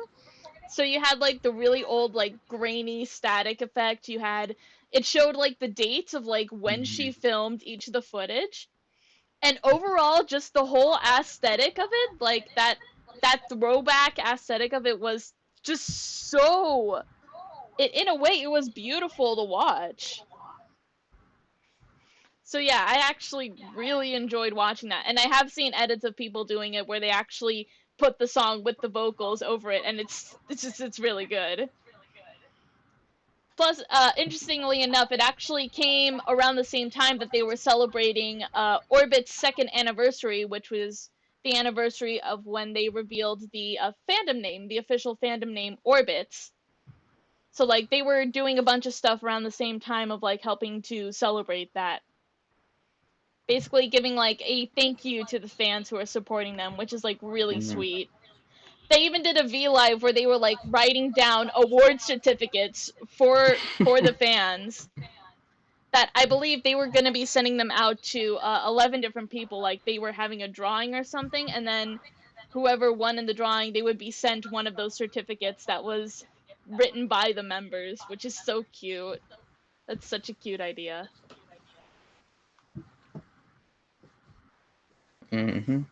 And I believe that is it from me. Yeah. Okay, then I guess it's all my stuff from here on out. And Discord literally died, so just literally a couple minutes ago because I even looked on Twitter and just Discord is dead now. So that's great. So all my notes that I had were on Discord, but so let's do this from muscle memory, saying what I wanted to talk about. Yeah, because I have a couple of the tabs that you wanted to talk about too as well, some of the discussion points. Yes, but one that I remember, so there's two things that I forgot to bring up in the last video. One, now I won't really remember the name of the person, but the first thing is Hanako-san got banned from Twitter for the second time. And this time it's more like permanently banned from Twitter. I can only imagine why, because of her character and saying how she's going to kill people and stuff. She kind of got, because the thing is that Twitter banned her phone number, if I remember correctly what people said. And in Japan, it's hard to change your phone number, so she's like permanently banned from Twitter now. So she's mainly doing stuff on Instagram now as her main SNS source now. Some of her stories were really funny that I have seen, just like the one that I sent to you guys a couple days ago. With somebody in English asked her like if she was doing well recently, and she's like, "No, I'm a ghost. I'm not doing well at all." Like being like very comedic in that way. And then the second thing that I forgot to bring up last week is that so So it just so happened to be that Bomb actually changed their cover member. So this is the first time in 8 years that the cover of Bomb did not have a 48 or 46 group member on it. And a member from DELA, which is a Nagoya-based idol group, was on the cover instead. Like I said, it's literally been over 8 years since a non-48, 46 group member has been on the cover. And I would have had her name, but I forget it, but Discord died. So there is that. And actually, I'm just really surprised that it just happened to be a Nagoya-based idol, an idol from Nagoya that actually got the cover of Bomb. And that. And then moving on, so one of the idol groups that I saw a couple times in Japan called Fairy Tales, they ended up winning the next Idol Grand Prix for Nagoya. They got a 1 million yen reward, if I remember correctly, seeing from their Twitter. I think she's the leader of the group. Shiraishi Udan is her name. She's actually, when I went to go see them during DELA Rock, because they were on my radar from then, she is the one that tried to fish me really hard. Like, she tried really hard.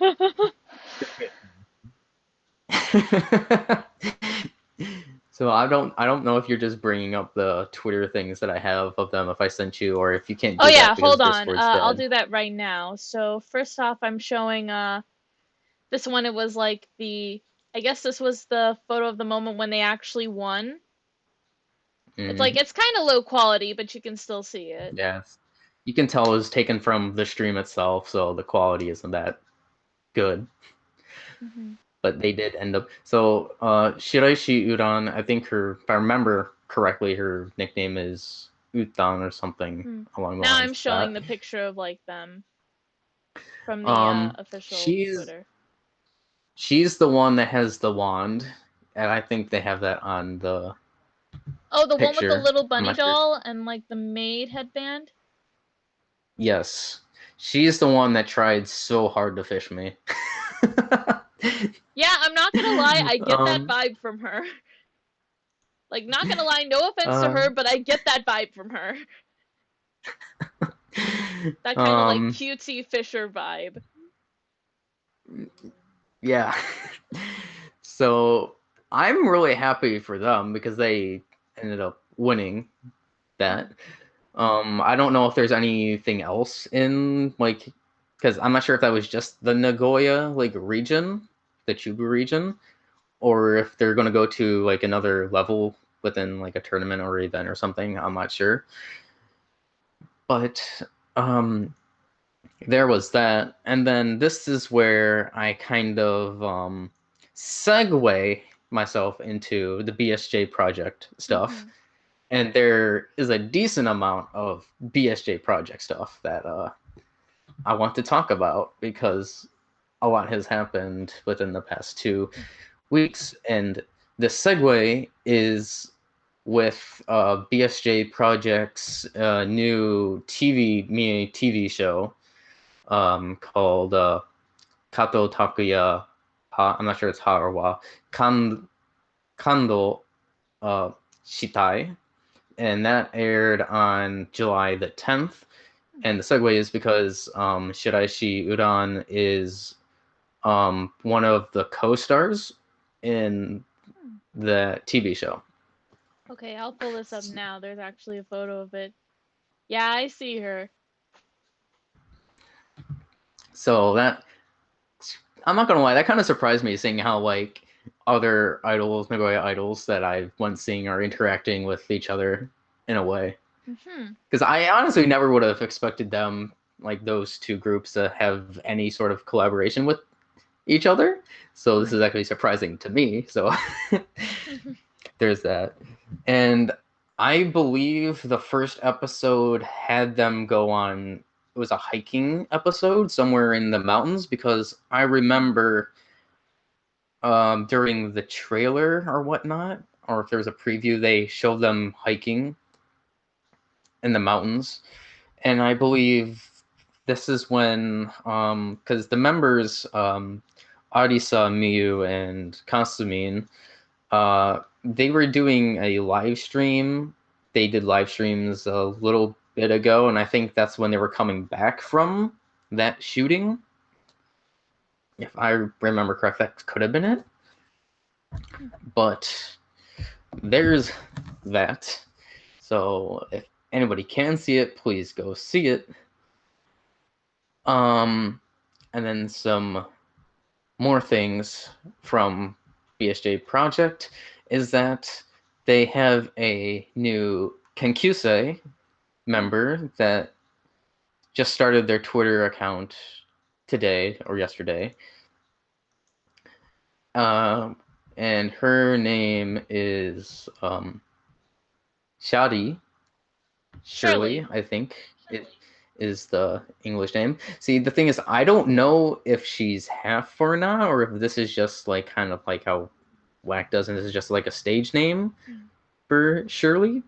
Because I mean, I was kind of surprised myself. I'm not gonna lie. So now, yeah, new Kenkyusei. So Shirley and Aoi are now the only two members that I have not met yet, because both of them joined after I left Japan. Yeah, I'm showing like the picture of her right now when it was announced she was going to be a new member, or new Kenkyusei. And interesting thing, if you go to her Twitter account, apparently she's an equestrian, so she likes riding horses and whatnot, same as Sugai-sama. So and if you've seen the tweet, she talks about also liking scuba diving, making food, etc., cosplaying. And within that tweet, she says like normal being like a guy cosplaying, so I'm pretty sure she dansos quite often. I'm not sure. That's just only me assuming. But yeah, I mean, I could see that too, because she's like really pretty, just from this like one picture of her. So, and that's, I guess, leading on to another thing. So also, BSJ Project announced a new unit that they're making called No Name, and she is part of that new unit. Yeah, interesting enough, it actually says on here on the post, they're a danso idol group. Yes. So they're doing that, and the three members that are dansoing in this unit are Misaki, Shadi, and Maria. And Maria is another Kenkyusei, but I met her before I left Japan, before I left Japan. Interesting, because I know Masaki does have the Ikemen look. Yeah, you told me more about her, about being like having that ikemen sort of look with her, especially since you said she originally had longer hair and then she recently cut it short. Yes. I'm not really getting, I mean, I have to be honest, I'm not really getting like the danso vibe from Maria, just based on this picture that they have here. I was gonna say, but like, but it's still gonna be interesting, especially because it has like listed here like they're not official yet, but like I'm guessing it's like the stage names for like their danso personas, Tiger, Roy, and Tsuru. Yeah. I mean, those are some pretty cool danso names, I'm not going to lie. And that unit will be debuting on July 26th, and Shirley's will be debuting on July the 25th, the day before. So I mean, when I go back to Japan, I probably will be properly introduced to her. Maybe, depending on what day I go, if I do end up going back to Japan during my winter break. Now what else do I want to talk about? So also, it was announced that I'm not sure if it was BSJ Project or Owen Shoujo from BSJ Project. They they at least announced a new song, or they already previewed it on the radio. I'm not sure which one it was. Just let me find it here because I think Kasumi tweeted about from their radio show. Yes, because I can't listen to it because that radio show is region locked. So, oh well. And okay, so it just says BSJ no Shinkyoku, so it's just BSJ song in general. Anata ga tsuki dakara. So, okay, it did air on the radio because it says Senjutsu no Radio Uchi Sho or Hatsu on air saremashita. So it was previewed on the radio. Sadly, I don't know what type of song it is because I couldn't listen to it. Oh well. I'm sure I'll eventually get to hear it. And then some more updates because the last time we talked here, I was talking about how Arisa, Miyu, and Kasumi were heading to Tokyo on that day to participate in the Idol Solo Queen contest, that was correctly. Yeah, Idol Solo Queen contest. And Ruka can bring up that blog right now. So, overall, I know that they made it to the semifinals. I do know that for a fact. However, I don't know what happened like at the end overall, if it was just that. But starting with the top blog with the visual point ranking. The visual point rankings. Miu actually ranked in that, so that's overall from out of all of the girls that participated in. Miu ended up getting 6th place. I mean, based on if the pictures was it 6th or 7th place? My bad. Wait, 1 second here. 1, 2, 3, 4, 5, 6, 7. So she ended up getting 7th place overall from everybody that participated. So that's good. It makes me happy. And based on the thing that they have on the bottom, they were saying how the judges were changed every day, so there was no bias when it came to the rankings. So that was just literally overall. And then, from what I remember correctly, with each of the blocks that they had, because I think there was like 8 people per block, I think. So in the quarterfinals or preliminary rounds, I'm not sure what it is, Kasumi and her block ranked 4th, I believe. That was in the quarterfinals. Then Arisa ranked 3rd in her block, which was the C block, but they don't have a picture of Arisa in there. But they do have a picture of Kasumi when you go to the H block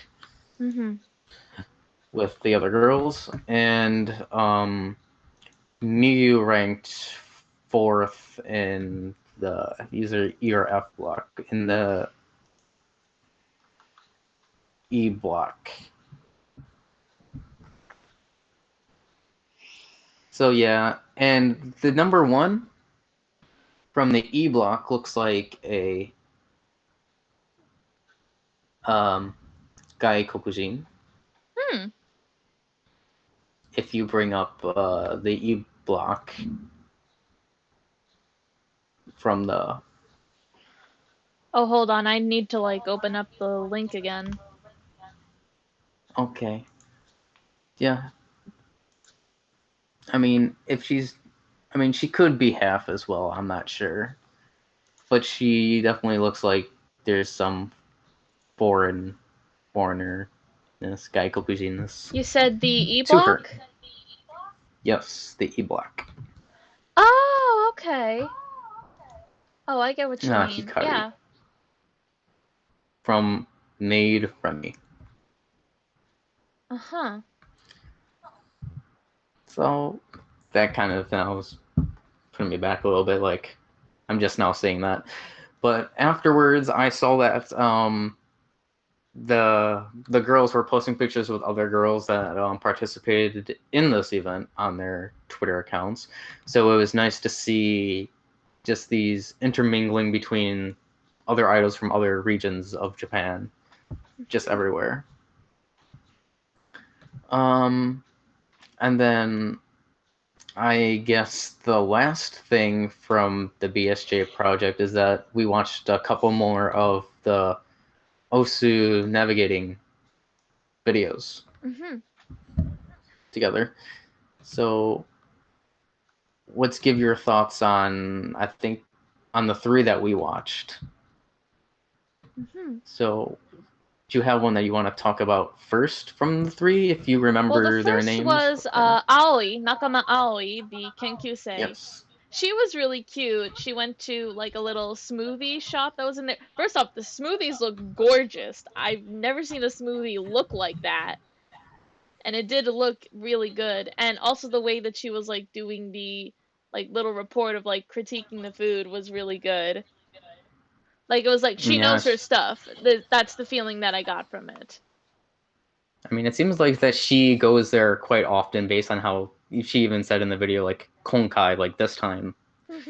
So I feel like she frequents that shop quite often. And also, based on all the other food reviews that I have seen within this whole series, she definitely has done, or she did the best food review out of everybody. And just like the whole setup in her video, how she did it, I felt like was done really well. Yeah. I agree with that. Let's see. There was also Misaki, who was going around 3 different shrines. That was really cool to see, too. Just like I said before in the last video that we did, like, I had no idea that these shrines were even there in Osu at all. And I would like to go to them when I go back to Osu.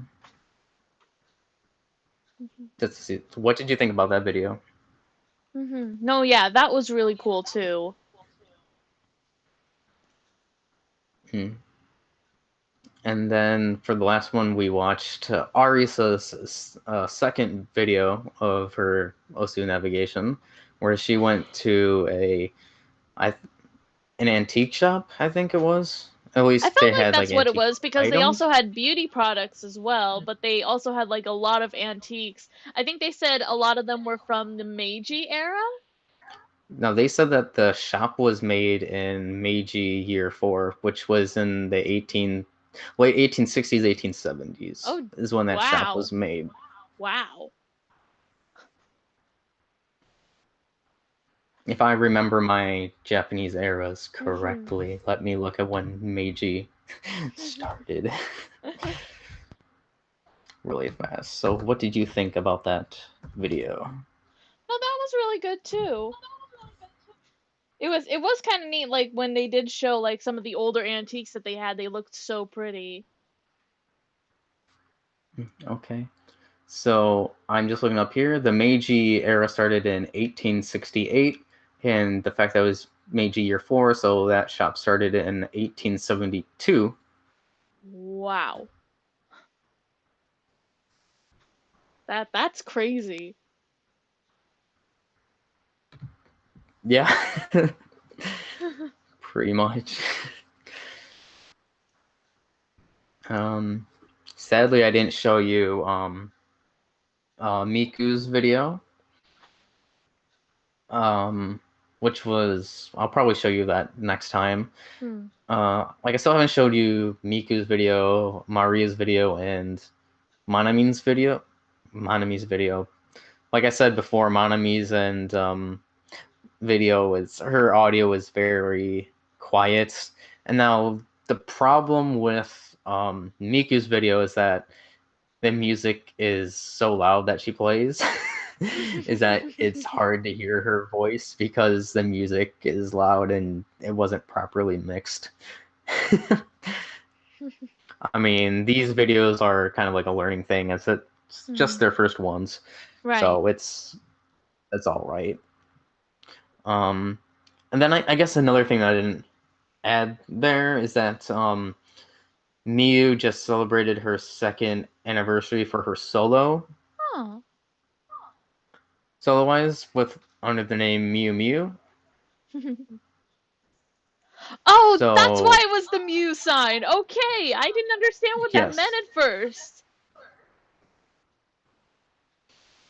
So she just celebrated her 2nd year anniversary of that at the BSJ Theater.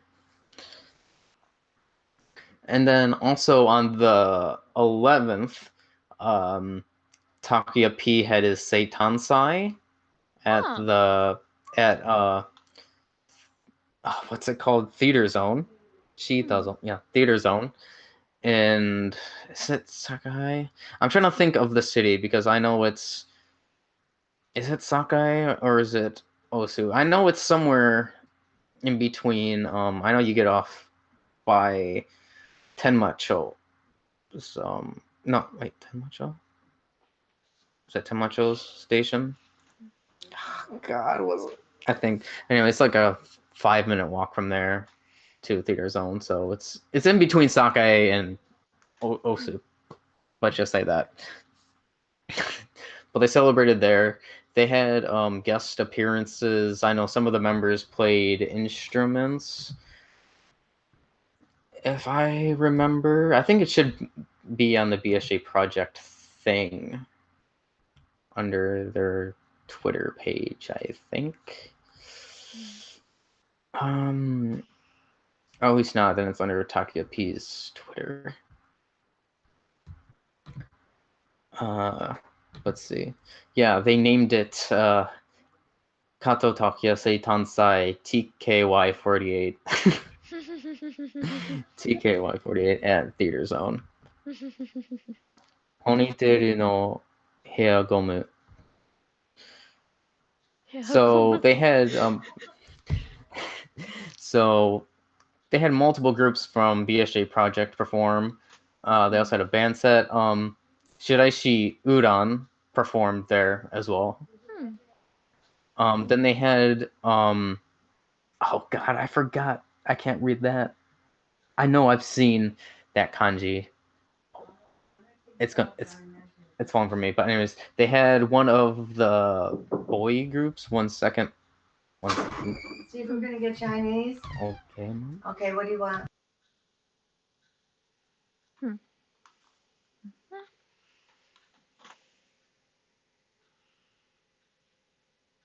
Sorry about that. No, that's okay. That's okay. Anyways, yeah, I'm not sure if this boy group is part of BSJ Project, but I know that they have performed in BSJ's theater before. So I know that they are somewhat associated with BSJ Project. And then they also had the guest Spades. And I did see Spades one time. They are a danso group. Oh. They're a danso group. One of the members, I'm not gonna lie, is very ikemen. Like, if you looked at her, like, you wouldn't even recognize that they are a girl. You would actually literally think that they are an ikemen guy. Like, I'm not joking. But yeah, so they had like 2 things there on that day, and that's it for the BSJ Project stuff that I wanted to talk about. Some other things. I guess I want to get this sad news kind of out of the way, but I have to bring this up because it does have to do with Idol, and it's very sad to hear. So one of the members from KissBee, I think they're also like Ruka Kiss, I think another one of the things. Unfortunately, she passed away on July the 10th. She was 20 years old. Now, if you can bring up that article that I sent you on Facebook. So the KissBee agency announced it on July the 13th out of request from the family after the funeral happened. The family did not state the cause of death, and that's their own. They can do whatever they want because, you know, whatever. But she was apparently the leader or one of the leaders of KissBee. It says, you know, was KissBee's leader. And in 2018, she was voted as the next breakout idol. So I'm sending my condolences to her family, members, of course, friends. Obviously, KissBee, because KissBee's been, they're currently suspending activities right now out of respect. So, and then recently, the members have been giving their thoughts and tweeting out about like all the good memories that they've had with her throughout the years. So, yeah, I just needed to bring that up as it is very sad news in Idol. Now, I would want to say, do you have any thoughts on this just in a general sort of thing? Yeah, just like, because I'm not familiar with the group at all, but, you know, just when you do hear stuff like this of like an idol passing away, especially at such a young age, it is just sad to hear about. So, yeah, I'd say same as you. My condolences do go out to like the members and the fans. I'm sure it's a really difficult time for them. So yeah, some very sad news. And then oh wait, Discord's back up, so I can see my notes. Okay, thank God. Let's see, I got that done, that done. Okay, so the DELA member's name was Sawaguchi Aika. Okay. Sawaguchi Aika. I saw DELA a couple times during Taibans, so haven't really paid attention to DELA, but a former SKE member is part of DELA. Oh, really? Yes, I think you're the one that told me that some time ago when I brought them up before. DELA.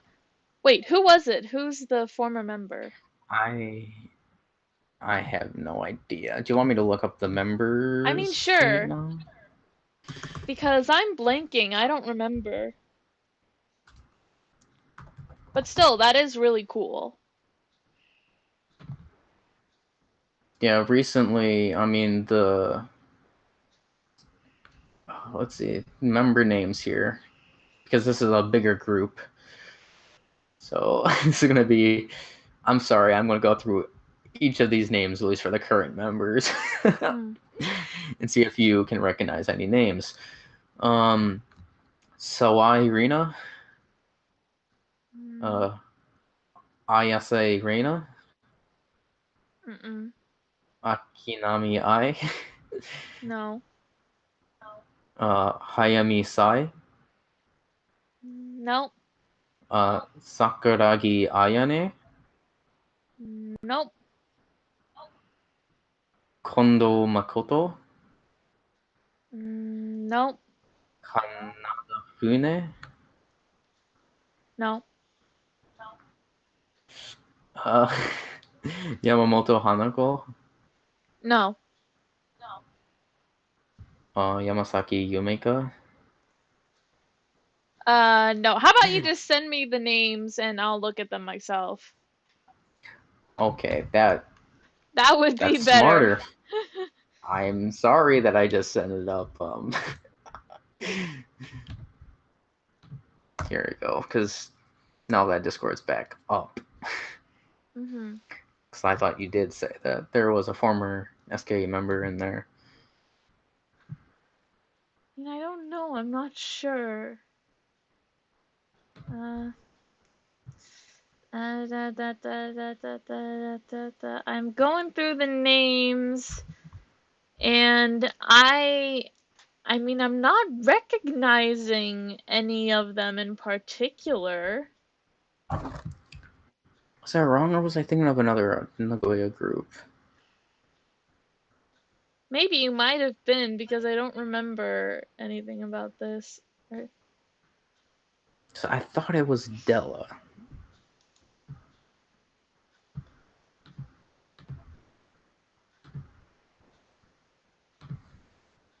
Yeah, no, I'm sorry. Nothing's coming to me, so. Oh, well, anyways. I guess moving on, the next thing I had was discussing BiSH's the lead song to their mini album, Letters. They released the music video for that. Both you and me watched it. Like I said, for me, the song in general, like, there's nothing that really stands out for me in the song. Like, there isn't a hook. I said that the last video. But however, I really liked the cinematography they did for this music video. So they had this sky view over Shibuya, where the members were in different locations, and just the way I'm honestly wondering how they shot this video, because like I've never seen anything like this when it comes to a music video being shot. What did you think of the I song thought the and cinematography music was video? really good too. Like, I kind of get what you were saying. Like, the song to me is okay. It's not really terrible. I didn't think it was terrible, but I didn't think it was particularly fantastic either. But like, the way that they filmed it was like really cool to see all the different shots that they came up with. So yeah, I did really enjoy watching the video. I know I don't also have this, but also I think it was today or within this past week. One of the two groups that formed from the split of Gang Parade. I think it was Paradise. I think is their name. They just released a music video. I haven't watched it though. So I'm going to check that out whenever I can. And I guess now we can talk about some of the other groups and music videos that I showed you just before we made this video. Which group would you like to start off with first? I mean, I don't mind. If you you remember pick the names. One. I guess we can do Kirameki Anfurento. So the reason why I showed Ruka this, I mentioned it last week when I watched one of the new music video that they released, Yume Koi Separato, I think it was, or is it? It has Sayonara under it, Separato. Yeah. So And I told Ruka afterwards that actually my senpai, I guess in a way, I call her my senpai, is part of that group. A former member of the Nanzan Idol Kenkyukai is part of that group, and Kirameki Anfurento has gotten more famous recently, so she made it in the big leagues. Oh, that's so cool. So the first music video I showed you, I don't particularly remember the name, my bad. But while I looked that up, what did you think of that music No, that video? was really cute. Like, just as a first impression of the group, I thought it was really cute to watch. Although I was kind of surprised that it had that comedian, the guy who's like dressed as like a space pirate and has the globe and everything. I was surprised to see him in there. Like, what are you doing here? Joyous. Joyous, that's who it is. But And yeah, a it little was side just note, it was just like that's silly in that regard, but no, yeah, I really enjoyed that. Joyous was one of Berika's favorite comedians. If you remember her, Oh wait, I remember. Keyakizaka46.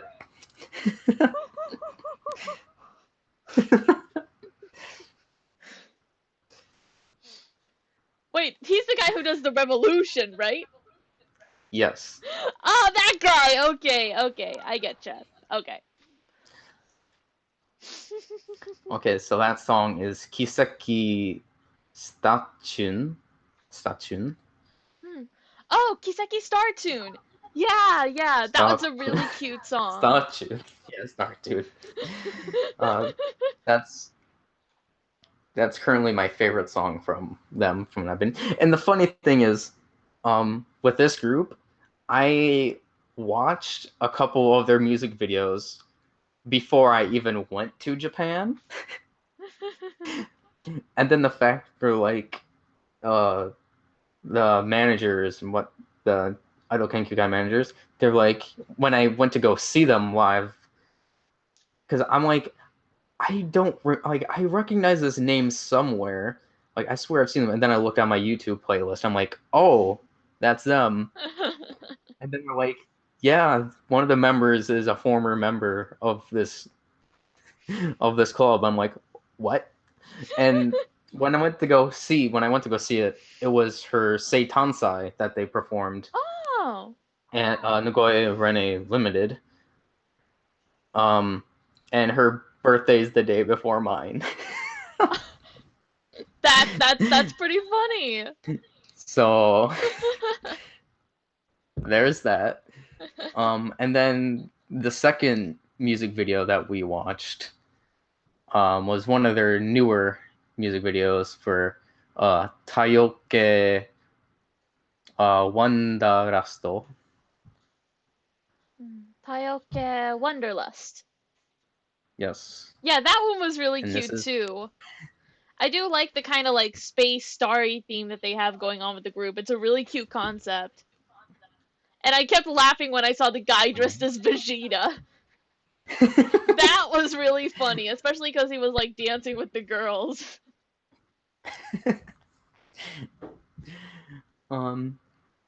Yeah. I actually remember that when it came out in Japan with some of the like Idol Kenkyukai members and their friends, where like did like mini covers of like the chorus of that. And then the third video that I showed you was their newest music video that they put out, which was the Sayonara Separato. What did you think about that song? I really liked that one too. It was kind of different. It's kind of a more slower, not really slower, but more of a melancholy vibe for it because it was a sad song from what I heard of the lyrics. But yeah, that was really cool to see too, kind of that different side to them. So yeah, I really like this group from what you've shown me of them. Yeah. I obviously I like this group as well, but they're unique in their way of how they do, like you said, they have like this space kind of vibe to them, like within their music. Obviously probably not like full space, but their music is more like the Kiseki Star Tune and the Tayo Tayoke Wanderlust. Yeah. So if I can, I will show you other songs from them. All right. If you do not mind. I don't mind at all. Okay. And then after that, I showed you a couple songs from Migma Shelter, I believe I showed you. Mm-hmm. The first reason was because I wanted to show you their new music video that they put out, Rabido. Mm-hmm. Or just Rabid. What did you think of that song? Personally, I really like that song. Like how they changed like their song styles like in between the song or during the song. So you have these two very different types of No, yeah, it was like sound. The more kind of like darker vibe and then the lighter vibe. And you said something while you were watching that video that when I first saw it, I also said the same thing. That it had the Alice in Wonderland vibe? Yes. I mean, yeah, that was kind of the theme that was going on since they were like the way they were dressed, and they also had the white rabbit. But also because it was kind of a little creepy. Not gonna lie. I told you beforehand. Like I didn't know if you would like it because of the creepiness that it did have. I mean, I know. I wasn't creeped out too much, but it was more just kind of like a kind of thing. But like, these are the types of sounds that like I love to hear from idols, as you can tell by from the other idols that I showed you, as well. I would definitely recommend people to go watch Rabid because it's a blast of a song. It's really good. And then the second song I showed you from was 69, and the reason was because I told you it had Machiko Gakuen vibes to it. Yeah, which by the way, I think I figured out. I don't know if this is actually how you're supposed to say the title of the song, but the fact that like 6, you say it as Roku, and then the 9 is like Q. I literally in my head I was like Nokyu. Oh, it's Nokyu. Is that how it's supposed to be pronounced? Nokyu, like Nokyu. Nokyu, kind of that's at least what I was. That's oh just my me. god. So yeah, I don't know if that's actually how you say it, but it might be. I don't know. I got a feeling like you're more right than me. Now that you brought that up, like I will say it was that more song, of a rockish song, though. I felt like that one was a little hard to get into just because it was so long. It was like 7 minutes, so I was like, how long is this song going on for? But like I will say at least the story premise was interesting, just about this girl, drawing up a like delinquent school fighting manga, and I guess kind of getting transported into that world. At least that's how I saw it. I don't know. The music video was at least fun to watch. I just felt like it was going on a little long. I can see what you mean there. And yeah, like you were talking about like how they were like kind of changing styles like in the song. No, or, that like, was the next group. At least in Rabid. Yeah, in Rabid. That one it just felt a little jarring to me. In Rokyu or 69 or however you say it. Again, just because it was so long I couldn't find myself getting into it. So like yeah, not for me, I guess. Then did I show you 2 more groups or was it only the one other group? You showed me Poison Rat. Okay, I did. One from Poison Rat or 2? Yeah, I only showed you one video from Poison Rat, and that was Exit from Poison Rat. Oh yeah, that was intense. From their most recent single, I believe. See, now that is the type of music that I like. I told you I'm more into this alt punk harder side when it comes to idol music. Mm-hmm. And I could tell by your reaction when they did the deep scream part. The death scream. That you were like, kind of like, yeah. I was like taken aback a little by that. Like you were not expecting that. Yeah, you were taken back a little by that. Because you were not expecting that whatsoever. No. And like I was telling you, Poison Rat is one of the more popular, famous underground idols when it comes to Nagoya. Mm-hmm. And it's that reason because their lives are insane and they have songs. Well, that's one of the more harder songs that they have. But overall, what did you think of it? Other than me just explaining. I mean, again, just the fact of like how intense it was, because I don't often listen to like metal or stuff like that. So it's like I can totally understand like how people like, you know, getting into that, you know, doing like I mean, I would assume I can imagine like there being like a mosh pit in like one of those situations. During one of their songs, I think it's 8-bit, I think. Because actually I watched, I think, 8-bit before I went to Japan, so I did end up watching a Poison Rat video before without even knowing. But during the live performance of that song, one of the members goes into the crowd, and then you end up forming a circle, and then you just jump around in the circle. Well, just circling around. And I think I'm not sure if that's when people, like at least one person is on the inside of the circle and just going crazy and flailing their arms or not. But yeah, that's what happens during one of their songs, 8-bit. So their lives are really fun to watch. And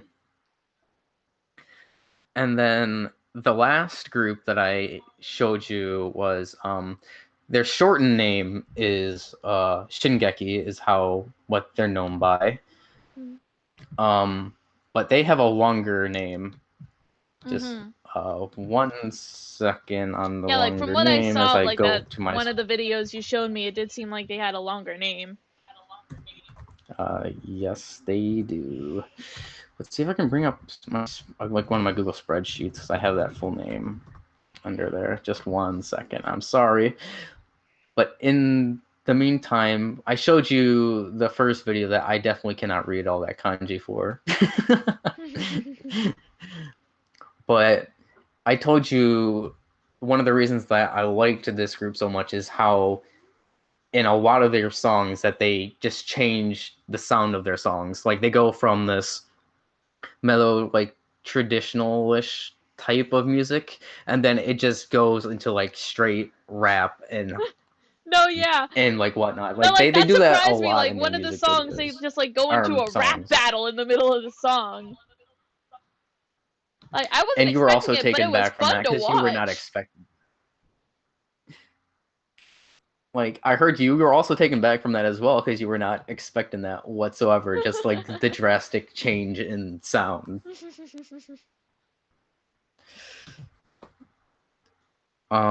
Like I was telling you right before the rap part started, one of the members is from Aichi. And that's why in the beginning of that rap part, it was saying something about born in Aichi. I didn't even notice. Yeah, that's really one of the starts of the song. But overall, how did you like that song? That one was actually really cool. Again, like the sudden changes did kind of take me aback, but I felt like I was able to get into that a bit more easier. So yeah, I did really like that one actually. Okay, so here's the name, the full name of Shingeki. Shinshi Todoroku Gekikijo no Kodoku.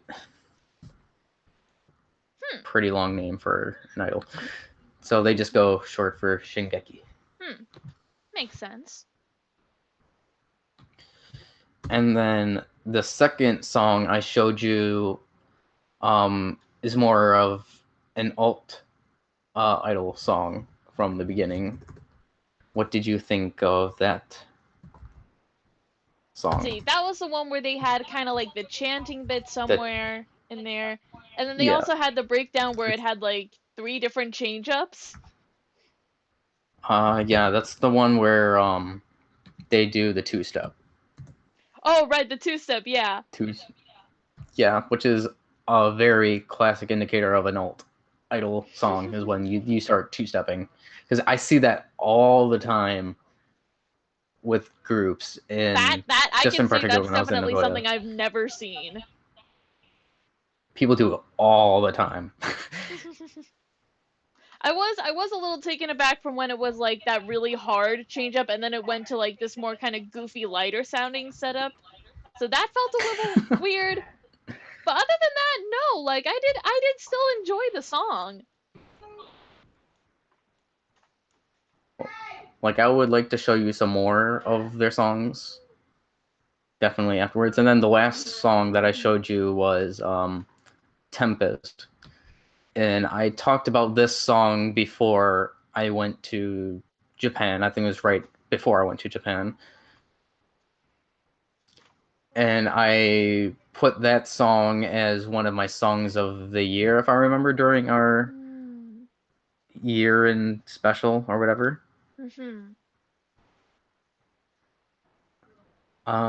So what did you think of Tempest?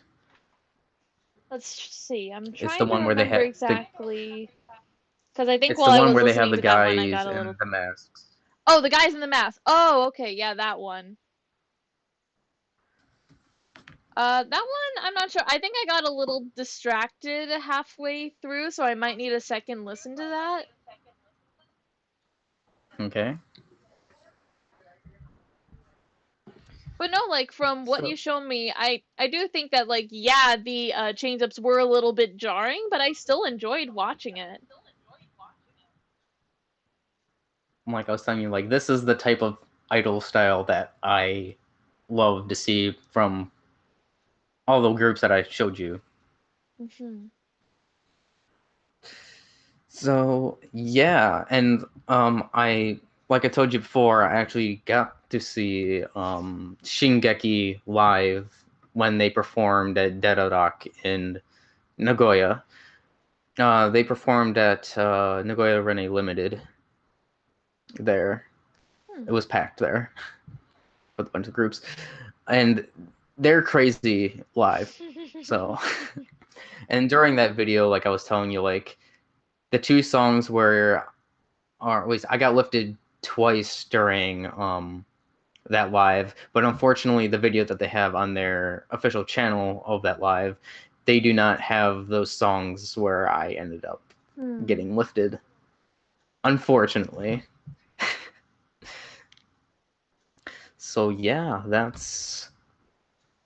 I think that's it. I think. Was there anything else that I wanted to talk about? Or was that I think that's it. But yeah, we talked about a lot today. Yeah, we talked a lot.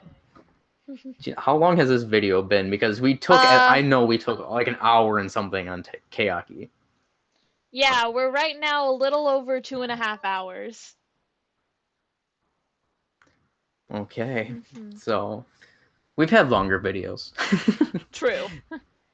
So yeah, I guess right now is a good place to wrap up then, you would say? Yeah, is there anything that you want to plug at all? I mean, not that I can think of, other than that, like I mentioned earlier, go check out my friend Misaki's channel, the Rojak Squad. She's done several other like reaction videos on there, mostly to K-pop, and has done a few vlogs as well. And again, I'm really looking forward to getting to experience the meet and greet with SKE. So, yeah. Okay, I don't really have anything. Maybe just check out BSJ Project's channel, as I probably advertising their channel every single time in this video, in the videos that we make. And also go check any of these idol groups that I went and shown Ruka. So that would be Kirameki Anfurento, Shingeki, Poison Rat, and what was the other one? Migma? Shingeki and Migma Shelter. Migma Shelter. That's it. So please go check out those groups if you can. And I would like to show you more groups if that's fine with you, Ruka. Okay. At least the Nagoya group. Well, all right just then. in general. So yeah. So tell us what your guys' thoughts are. If you highly disagree with me and my thoughts when it comes to the Keyaki situation, go ahead. Just out me, whatever, yell at me. I don't care. So, yeah, that's it. All right, that wraps it up here then. If you liked the video, be sure to leave a like, comment down below. This was a bit on the longer side. Maybe we can try to get a few timestamps in for like the different sections of what we talked about. Maybe. I'm sure Jerison will do that. Probably. He likes doing. He does. He likes doing that. But yeah, so if you want to see more stuff from us, be sure to subscribe to the channel and also check out our second channel for idol reactions. And we'll see you guys in the next video whenever we make it. So until then, bye bye. Bye bye.